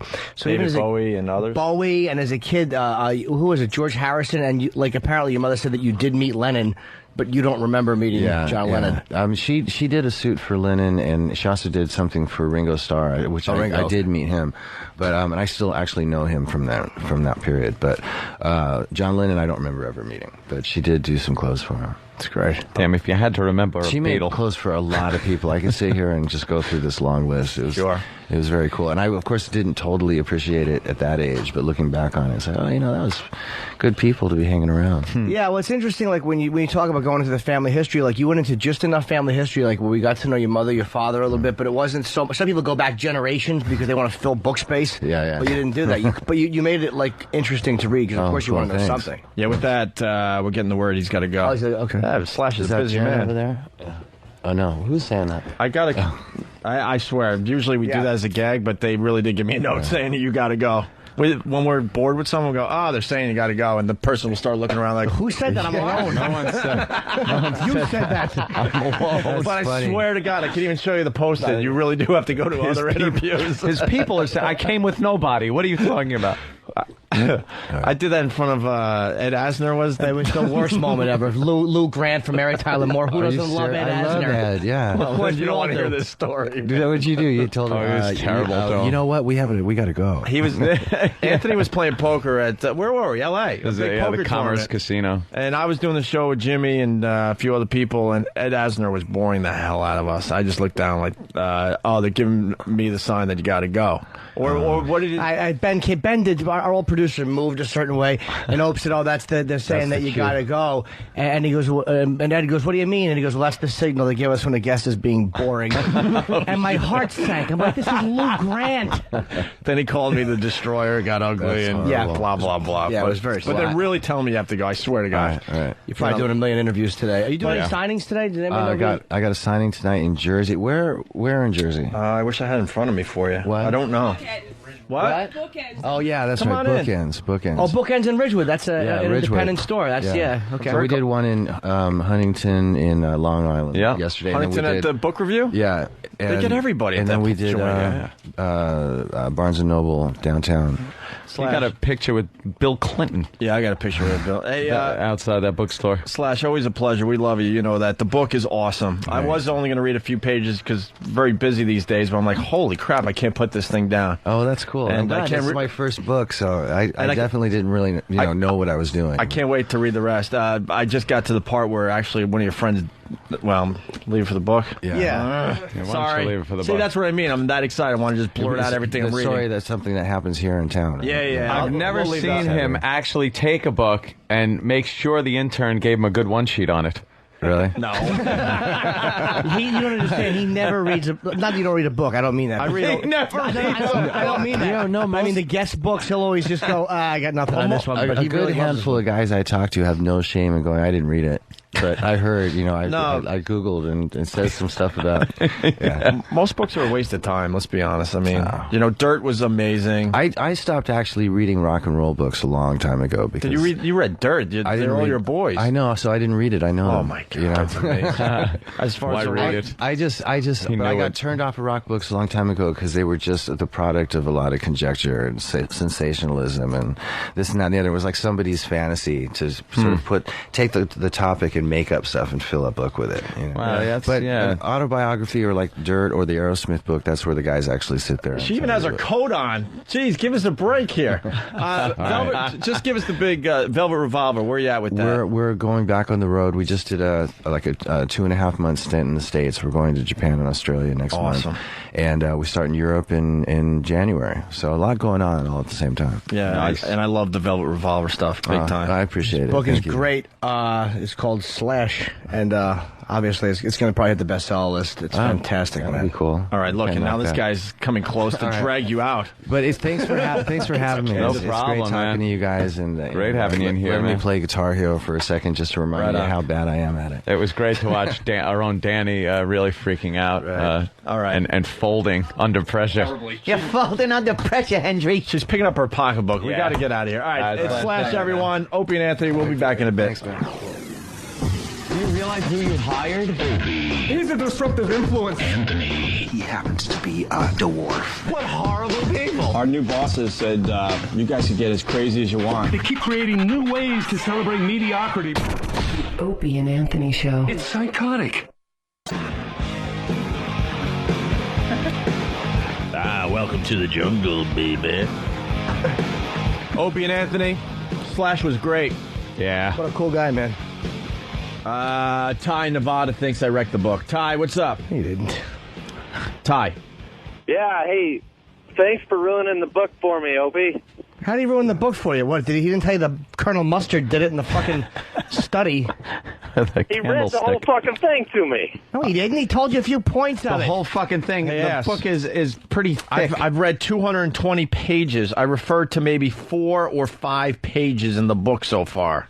You just need to let me read the book and then not worry about asking him all these questions about the book. How about you don't be so stupid, and if that's what you need, then you turn off the fucking interview for a while. Excellent point. But I love You the interview, dope. and I love you guys, man. You guys rock. But Just flee in the interview. Plus, it's about 400. It's I guess we go 460 pages in this book. I've read Absolutely. almost half of it. And look at this. Right here, so I'm going to ruin this for you. Page 361. I collapsed like a rag doll in the hallway. ... No need to buy the book. You've heard it all. You all ruined right, it. man, I'm getting nowhere. Punching out. And the last sentence. They are definitely a product of their parents. In fact, they're a mirror of their parents. They are both defiant, yet sweet. The end. Wow, you just ruined the ending. Harry Potter dies. Go fuck yourself. Oh, language, Opie. Let's go to Joe the trucker. Joe! Fresh. How do you do, Joe? Hey, you guys Find they're wanted to uncomfortable, do you? What's up, Joe? Hey, you guys wanted to count on Tuesday of the number of times the Rock is jabbed at every day? Yeah. Yesterday it was 16, and that includes true, really, really brutal ones by Jimmy and Anthony while the REM was playing there before he left. So, wow, we hit him hard yesterday. Today, Yeah, hit him hard. Today, that Jimmy said that his fiance was going to hide the cookies or throw the cookies away or something like that. All right. Thanks, guys. Thank you, Joe. I didn't mean this. By the way, it's got to be pointed out that Danny pretty much lost his mind. Did you get a picture with him? We saw a side of Danny today that I quite frankly haven't seen yet. Yes, sober. He was he was in a bit of a panic in the presence of Slash. He brought in Guitar Hero 3. He set it up all nice. And the whole reason he set it up was not so Slash could play. It was so he could play in front of Slash and show off. No, I wanted to play with. Or actually, I wanted to beat Slash because I thought that'd be funny. Yeah. But but no, he had a good time playing it. But I could not calm myself down. No, you were shaking and then you blew it. We want you to do Cliffs of Dover again because I bet you now you'll master it. Now that he's not in here anymore. He was what he was doing was first. Clicking through the menus, various menus, really fast, Like just click, tick, I know what I'm doing. I know where I'm going. And then expert hits expert. And I go, you're an expert? He goes, yeah, I am. And scrolls he says, way down the song list. Gotta get to those last ones. Yeah, clips it over, kicks it off, starts up, and it's just like clang, clang, clang, clang, fail. You don't know if it's Slash. It's just like, oh, wow, yeah, that's good. What happened there? You're pretty good, man. You might want to start with slow. yeah. It's like, he finished 5% of the song. Jesus, 5% in front of Slash. So then you recalibrated. Yeah, because obviously you blamed it on the calibration, HDTV, yeah, the lag. See, some TVs have an audio-visual lag. Yes. Yeah. And then Slash, I guess, did a design on your guitar. Yeah, I went out to Guitar Center yesterday, and I was trying to decide what to try to get signed, and it was either just spend like $20 on a pick guard, and then get a Les Paul when I have the money, or just get a fucking Les Paul. And I was like, fuck that. You bought a Les Paul just so Slash could sign it? Absolutely. How much? It's amazing. You're a huge Slash fan? I didn't know. Who is? I mean, it's Slash. But I mean, is he one of your big? Wow, you're panicking. Relax. Yeah, my God. E-Rock just gave it to Opie. How much is that guitar? I'm not going to do it. It's not a very expensive one, but it ran me about Wait, Danny, I don't know much about you. So Guns N' Roses is huge for you? Oh, sure. One of the biggest? Sure. Definitely top 10. Absolutely top 10. Top 10. It's not 10, good. I think. If not top 5. I think it's in most people's top 10. Yeah, how can they not? I mean, be? Slash is probably definitely a top 5 all time guitarist. This is not as impressive as I thought. Who's higher than Slash on the list? Yeah. Well, you got to have guys like Clapton in there. Clapton is God. Well, yeah. He was a guitar. I can't panicking. Jesus. Yeah, I am panicking. Oh, when E-Rock touched it, like if Opie grabbed it, you would know he's either not going to break it or break it on purpose. With E-Rock, he could just fumble it. Yeah. Oops. Sorry. Fumble. I had some garlic butter on my hands. Yeah, mayo smear. Can E-Rock play a song on that? No. Yeah. Wait, Kirk Hammett, to answer your question, another person I would put in my top 5. Oh, yeah, no, Absolutely. yeah, I met Kirk. So you're into guitar gods. Yeah, sure. I mean, I wanted to... So who's your number one guitar god? Jimmy Page? Do you play guitar? Yeah. Oh, I didn't know that. Yeah. It sounds silly because he might not be as technical as Kirk Hammett, but I got to go James Hetfield. I got to go James. With the whole package. Attitude. Oh, yeah, he's so badass. Playing. He's cute, too. Singing. Cute. He is. It's funny. Short hair or long? Long. Doesn't even matter. No, it was so funny. Long, silly. Long. When they played on SNL, did you see them? They were on Saturday Night Live, and it was so weird because I was sitting there watching them warm up.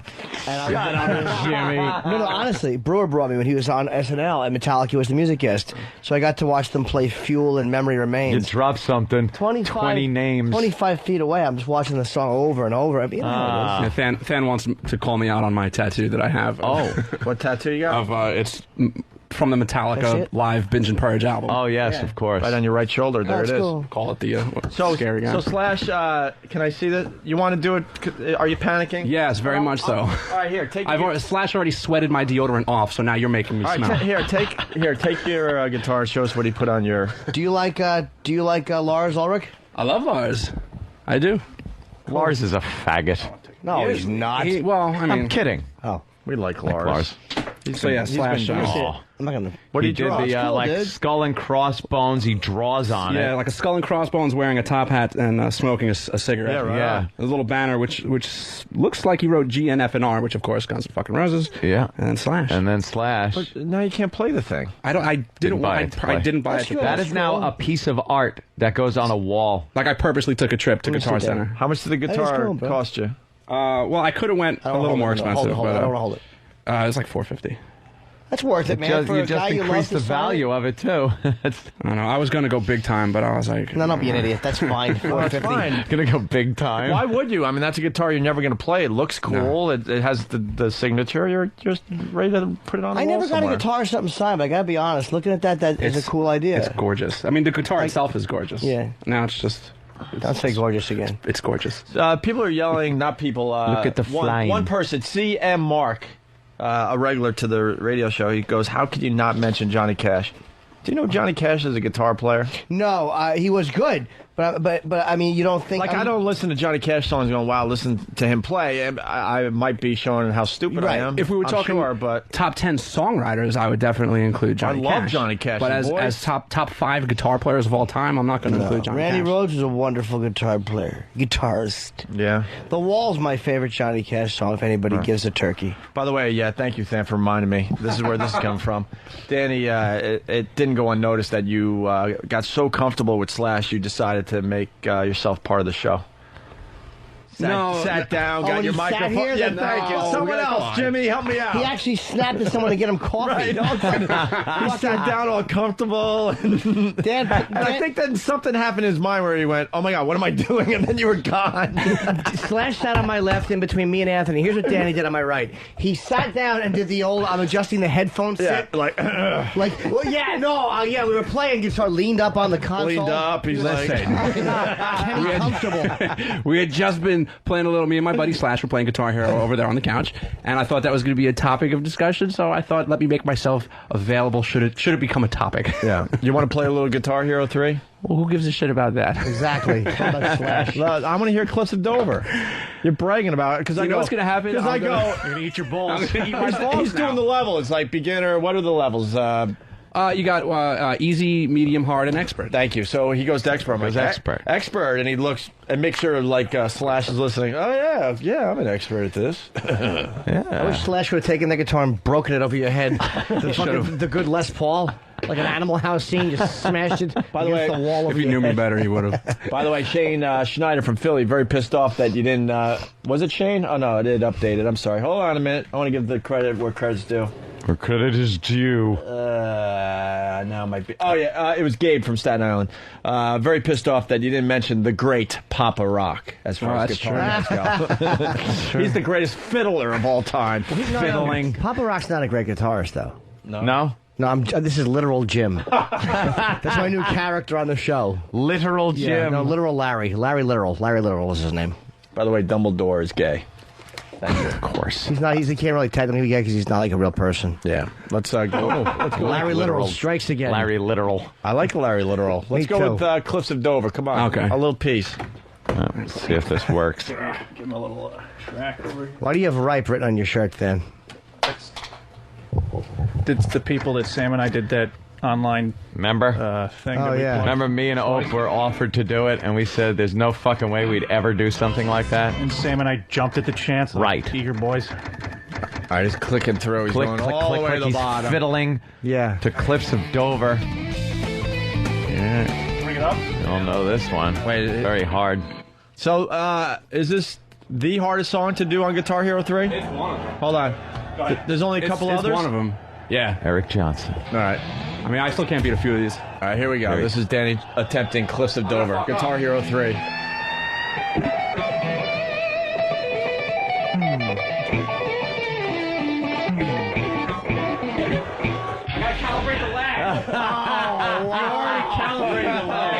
It's not syncing up, dude. I can Wait a minute. Oh, yeah, okay, How about the lag between what your brain and your fingers? Wait. How about you go to level 1 and do Fog You go to my career and you'll see my score. assholes right now, man. Hello, exactly.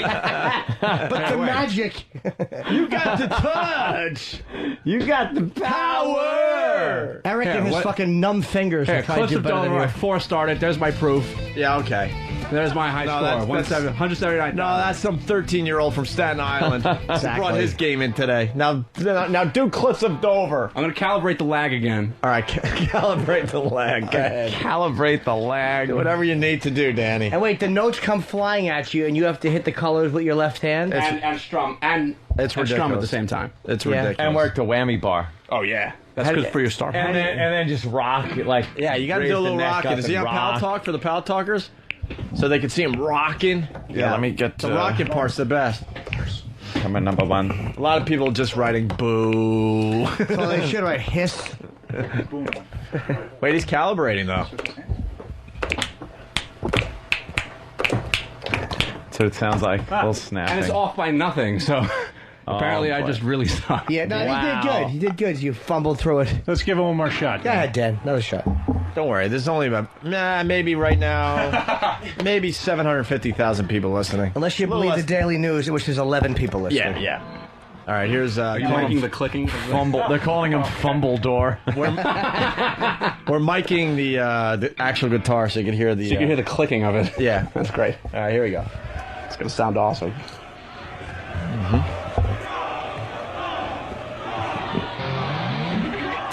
Why am I doing this on the radio? Your tool. Here we go.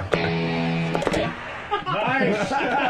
Hold on, start over again. Holy. Dude, oh my God, he didn't get through one note. Let's see what percentage What that was. happened? Was Mars adjusting your mics? Can you make it go 3%? slower? 3%. 3%. That's pretty good. All right. Well, if anybody wants to challenge me at home, All right, they're welcome to. My gamer tag is hello exactly. Dude, Stop fiddling, they're saying.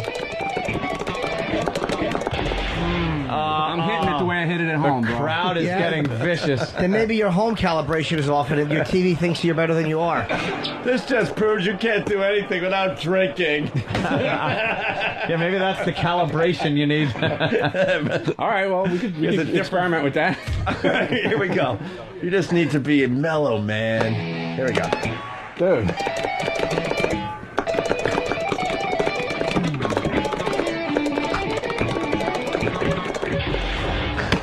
Good job. All right, well, I'll be more than happy to kick everybody's ass. All right, here's a beer. Oh, God.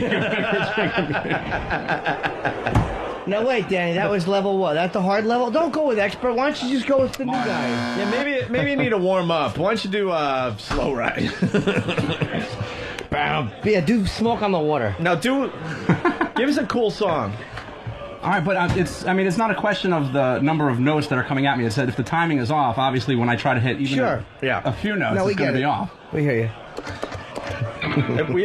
We finally found a bit though for you. All right, you want me to knock it down to hard? I'll go down. It's Danny sucking at video games. I don't know. You guys can pick. I don't know. Whatever you want to do. How about whatever you think you can do without butchering it? How about Paint It Black? How about that? I like that song. That's too easy. Go down a little further. Paranoid. All right, let's hear this. Here, let's hear some Sabbath. Here we go. This couldn't have worked out any other way. I just want you people Why to know you that. kicking ass? This is perfect for us. We don't want to hear you doing it right. Who gives a shit? Of course. All right, here we go. Paranoid. That wouldn't be any fun.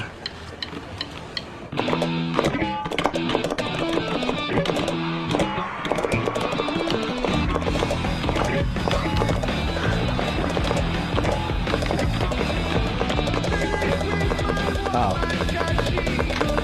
Yeah, I can see this on.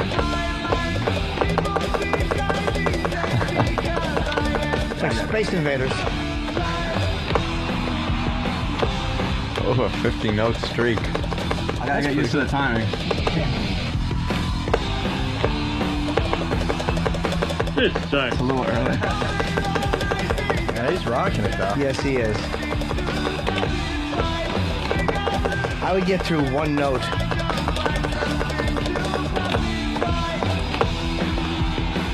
Oh. So now I have star power, Jimmy. So what I do to activate my star power is I have to lift up my guitar like I'm a big rock star and I get extra points. I wish that made you overdose. Yeah. He's got star power. If only I could be good at something in real life. And you're a good boy. No, he's got this one figured out. It's the timing. The timing is just slightly different than it is on my TV. This is pretty cool, actually. I hate it. He's rocking. Look at his rock meter. He's got the rock meter pinned, right? Yeah. I've only played this a couple times. Kind of cool. It's hard. It is hard. We missed one. Fuck. You dropped something. It's like listening to someone play piano with catcher's mitts on.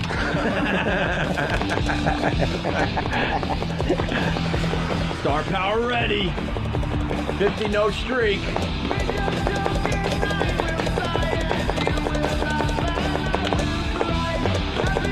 That sound is maddening. It really is awful. Tick, tick, tick, tick, tick, tick, tick.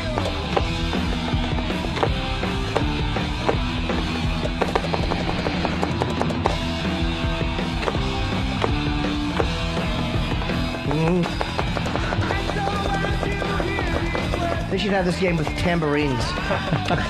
Well, they kind of... That's coming out. It's called Rock Band. The microphone has a built-in tambourine. Oh, no. Good job, Danny. Star power, yeah. 200-note streak. Wow. All right, good. From the easier level, you're good. All right. Wow. That doesn't really... And he gets a big U-Rock, of course. All right, go back to one more try at one more expert on... Yeah, how about anything on expert? Expert. I'm telling you, the timing is off. He says timing again. I'm going to bite his face. That one you did fine. Your timing is not gorgeous. Exactly. Your tap timing is off. Why don't you sit down and kick your feet up and talk about it for a few minutes? Yeah, we're keeping your seat warm over here, Danny. Thank you. We'll have the post-interview. Were you mad that Slash sat where you wanted to sit? We'll make sure next time he sits on the couch. Fucking. Don't worry, they're working on the Opie, Anthony, and Danny promos as we speak. Opie, Anthony, Danny. That fucking big ragu hairdo bugs me. I'm growing it out, Jim, for Afro Wars. Oh, yeah. Is Afro Wars continuing or what? Yeah. Did Sam give up on it? I don't think he got a haircut. Is this a tough song to play? Yeah. In real life? Oh, yeah. Yeah, close the door, forget about it. Who's... Eric Johnson, I think? Yeah. You got it this time. This is the one. Everyone could suck my cock. I'll make a fucking video later today, and everybody, and I'll post it for We will suck your cock. It will sound better. You just got an achievement, actually. Oh, for sucking so much? It was called for failing a song 5 times, right? Yep. Yeah. You got the blowing it achievement. Nice. Good job. You want to try Than? Since you're so good at Guitar Hero? Yeah. I'm good at the piano, a real instrument. That's why I stopped playing Guitar Hero. Hey, what happens if we push save on this now? Does that fuck up your stats? No. Oh, all right. I wish I had more time to calibrate We all the wish lag. we did, Dan. To calibrate my lag. Well, the listeners wish you didn't because they're bored shitless. Yeah, I know. This is not compelling. All right. Thank you, Danny. You think the listeners were a little bored with it? I don't know. Sounds like he's jerking off. Sonny Pirelli's riding. Sonny, what's up, buddy? Hey, listen, back in the olden days before the internet dating scene, you know, they had those party lines where you'd connect with people one-on-one.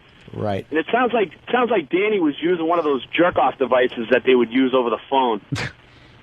Wow. What's a jerk-off device that you... Hold on, that was the comedy hero.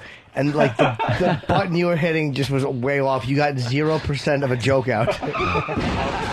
Oh, boy, I'm Comedy Hero 3. Yeah, you couldn't get past the Henny Youngman. He fucked up. Take level. my please, wife. No, wrong. You got a long ways before you get up to Richard Pryor, my friend. Certainly did. It's not even up to Aaron Pryor. Oh. All right, poor Aaron Pryor. All right, hey,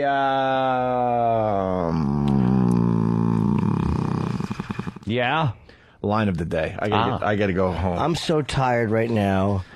I feel like Pesci in JFK. I'm so fucking tired. Yeah, we sat down his little wig, going to Ford. What? A little wig. We did a lot of overtime lately, and we got to go home, which kind of sucks because people are noticing. Wow, they're finally doing extra time. Those people. Anyone else appreciating the extra time? I'm reading this last night, going, "Oh fuck, they're not going to be appreciating tomorrow when we leave early." 35 minutes. Those people can kiss my bottom. Excuse my French. Are we ready for line of the day, or you want to just do the plug and get out? Because I really do have to leave today. I got some shit to do. Language. No, we can play them just in no particular order. Huh? We can play them just not in a particular order. What does that mean? Everyone's a winner. All of them. It's a three-way tie. All right, BulldogFantasy.net sponsors your line of the day. Here you go. Hey, tomorrow's the, well, that's a different sponsor, but I know we're talking about football. I can't wait for Anthony's picks tomorrow. Yes. Using his philosophy where he goes with the team name. Just the team names and how they would react in real life. Yeah. Baby boy. That's my picks. So Bet them and win. You got BulldogFantasy.net, the one site on the web that offers scouting and stats, live scoring, personal customization, and it's absolutely free to fantasy football fans everywhere. So if you're doing that fantasy football thing, why don't you do yourself a favor? Check out the website, BulldogFantasy.net. Walk over tomorrow? Oh, okay. Hey, there you go. Did anyone walk over with us today? We had a lot of people yesterday, then no one today. It was Halloween yesterday. Everybody thought I know. Everyone's tired today, right? People were hanging out also waiting for Dane. There's a couple people. Yeah. No, those were Kenny called me. He said they were professional autograph people. Yeah. Outside. It is Yeah. funny. Professional autograph people hang out outside K-Rock. You see the same guys for like very different celebrities that we walk out with. Because they're They all selling sit there them. with glossy photos, and they just want to remove them signs so they can auction them off on eBay. I hate those guys. I really don't. I just think I'm supposed to. So no, we don't have a winner. We just what We are we have doing? 3 winners. Let's just barrel them out. So just 3 winners. All right. Beep-a-boop, who wants to talk? Yeah, here's the first winner. I heard on the news on the way in, a couple stabbings and stuff. That was in Union Square with a flesh knife. Repeatedly. Repeatedly. And I like the way that kept going, too. Yeah. It was very funny. Flesh knife was the line. Repeatedly didn't get really help. No, at all. repeatedly was good, and then I liked what came after Yes, that. absolutely. I wasn't added in because then Jimmy was talking about getting stabbed in the face and mouth and throat. Yeah. I was talking about a cock. Good tonsil stabbing. Chicken Trucker from FBA writes, "Congrats, Danny. You are now a Guitar Zero." Oh. Here's another line of the day. To see it. Yeah, I texted Bobby today and let him know I'm here, but he's probably sleeping after having called one of his fans and talked for 4.5 hours. Dane Cook, everyone. He was fun today. We had a very, very exciting show today. Dane was fun. Penn was a fun guy. I wish we would have talked more about bullshit, because I really am a fan of that show. It's a I didn't know great how show. much time we had. We were No, I know. we were starting to seg into that, and then he had to leave. We didn't know. And then Slash was great.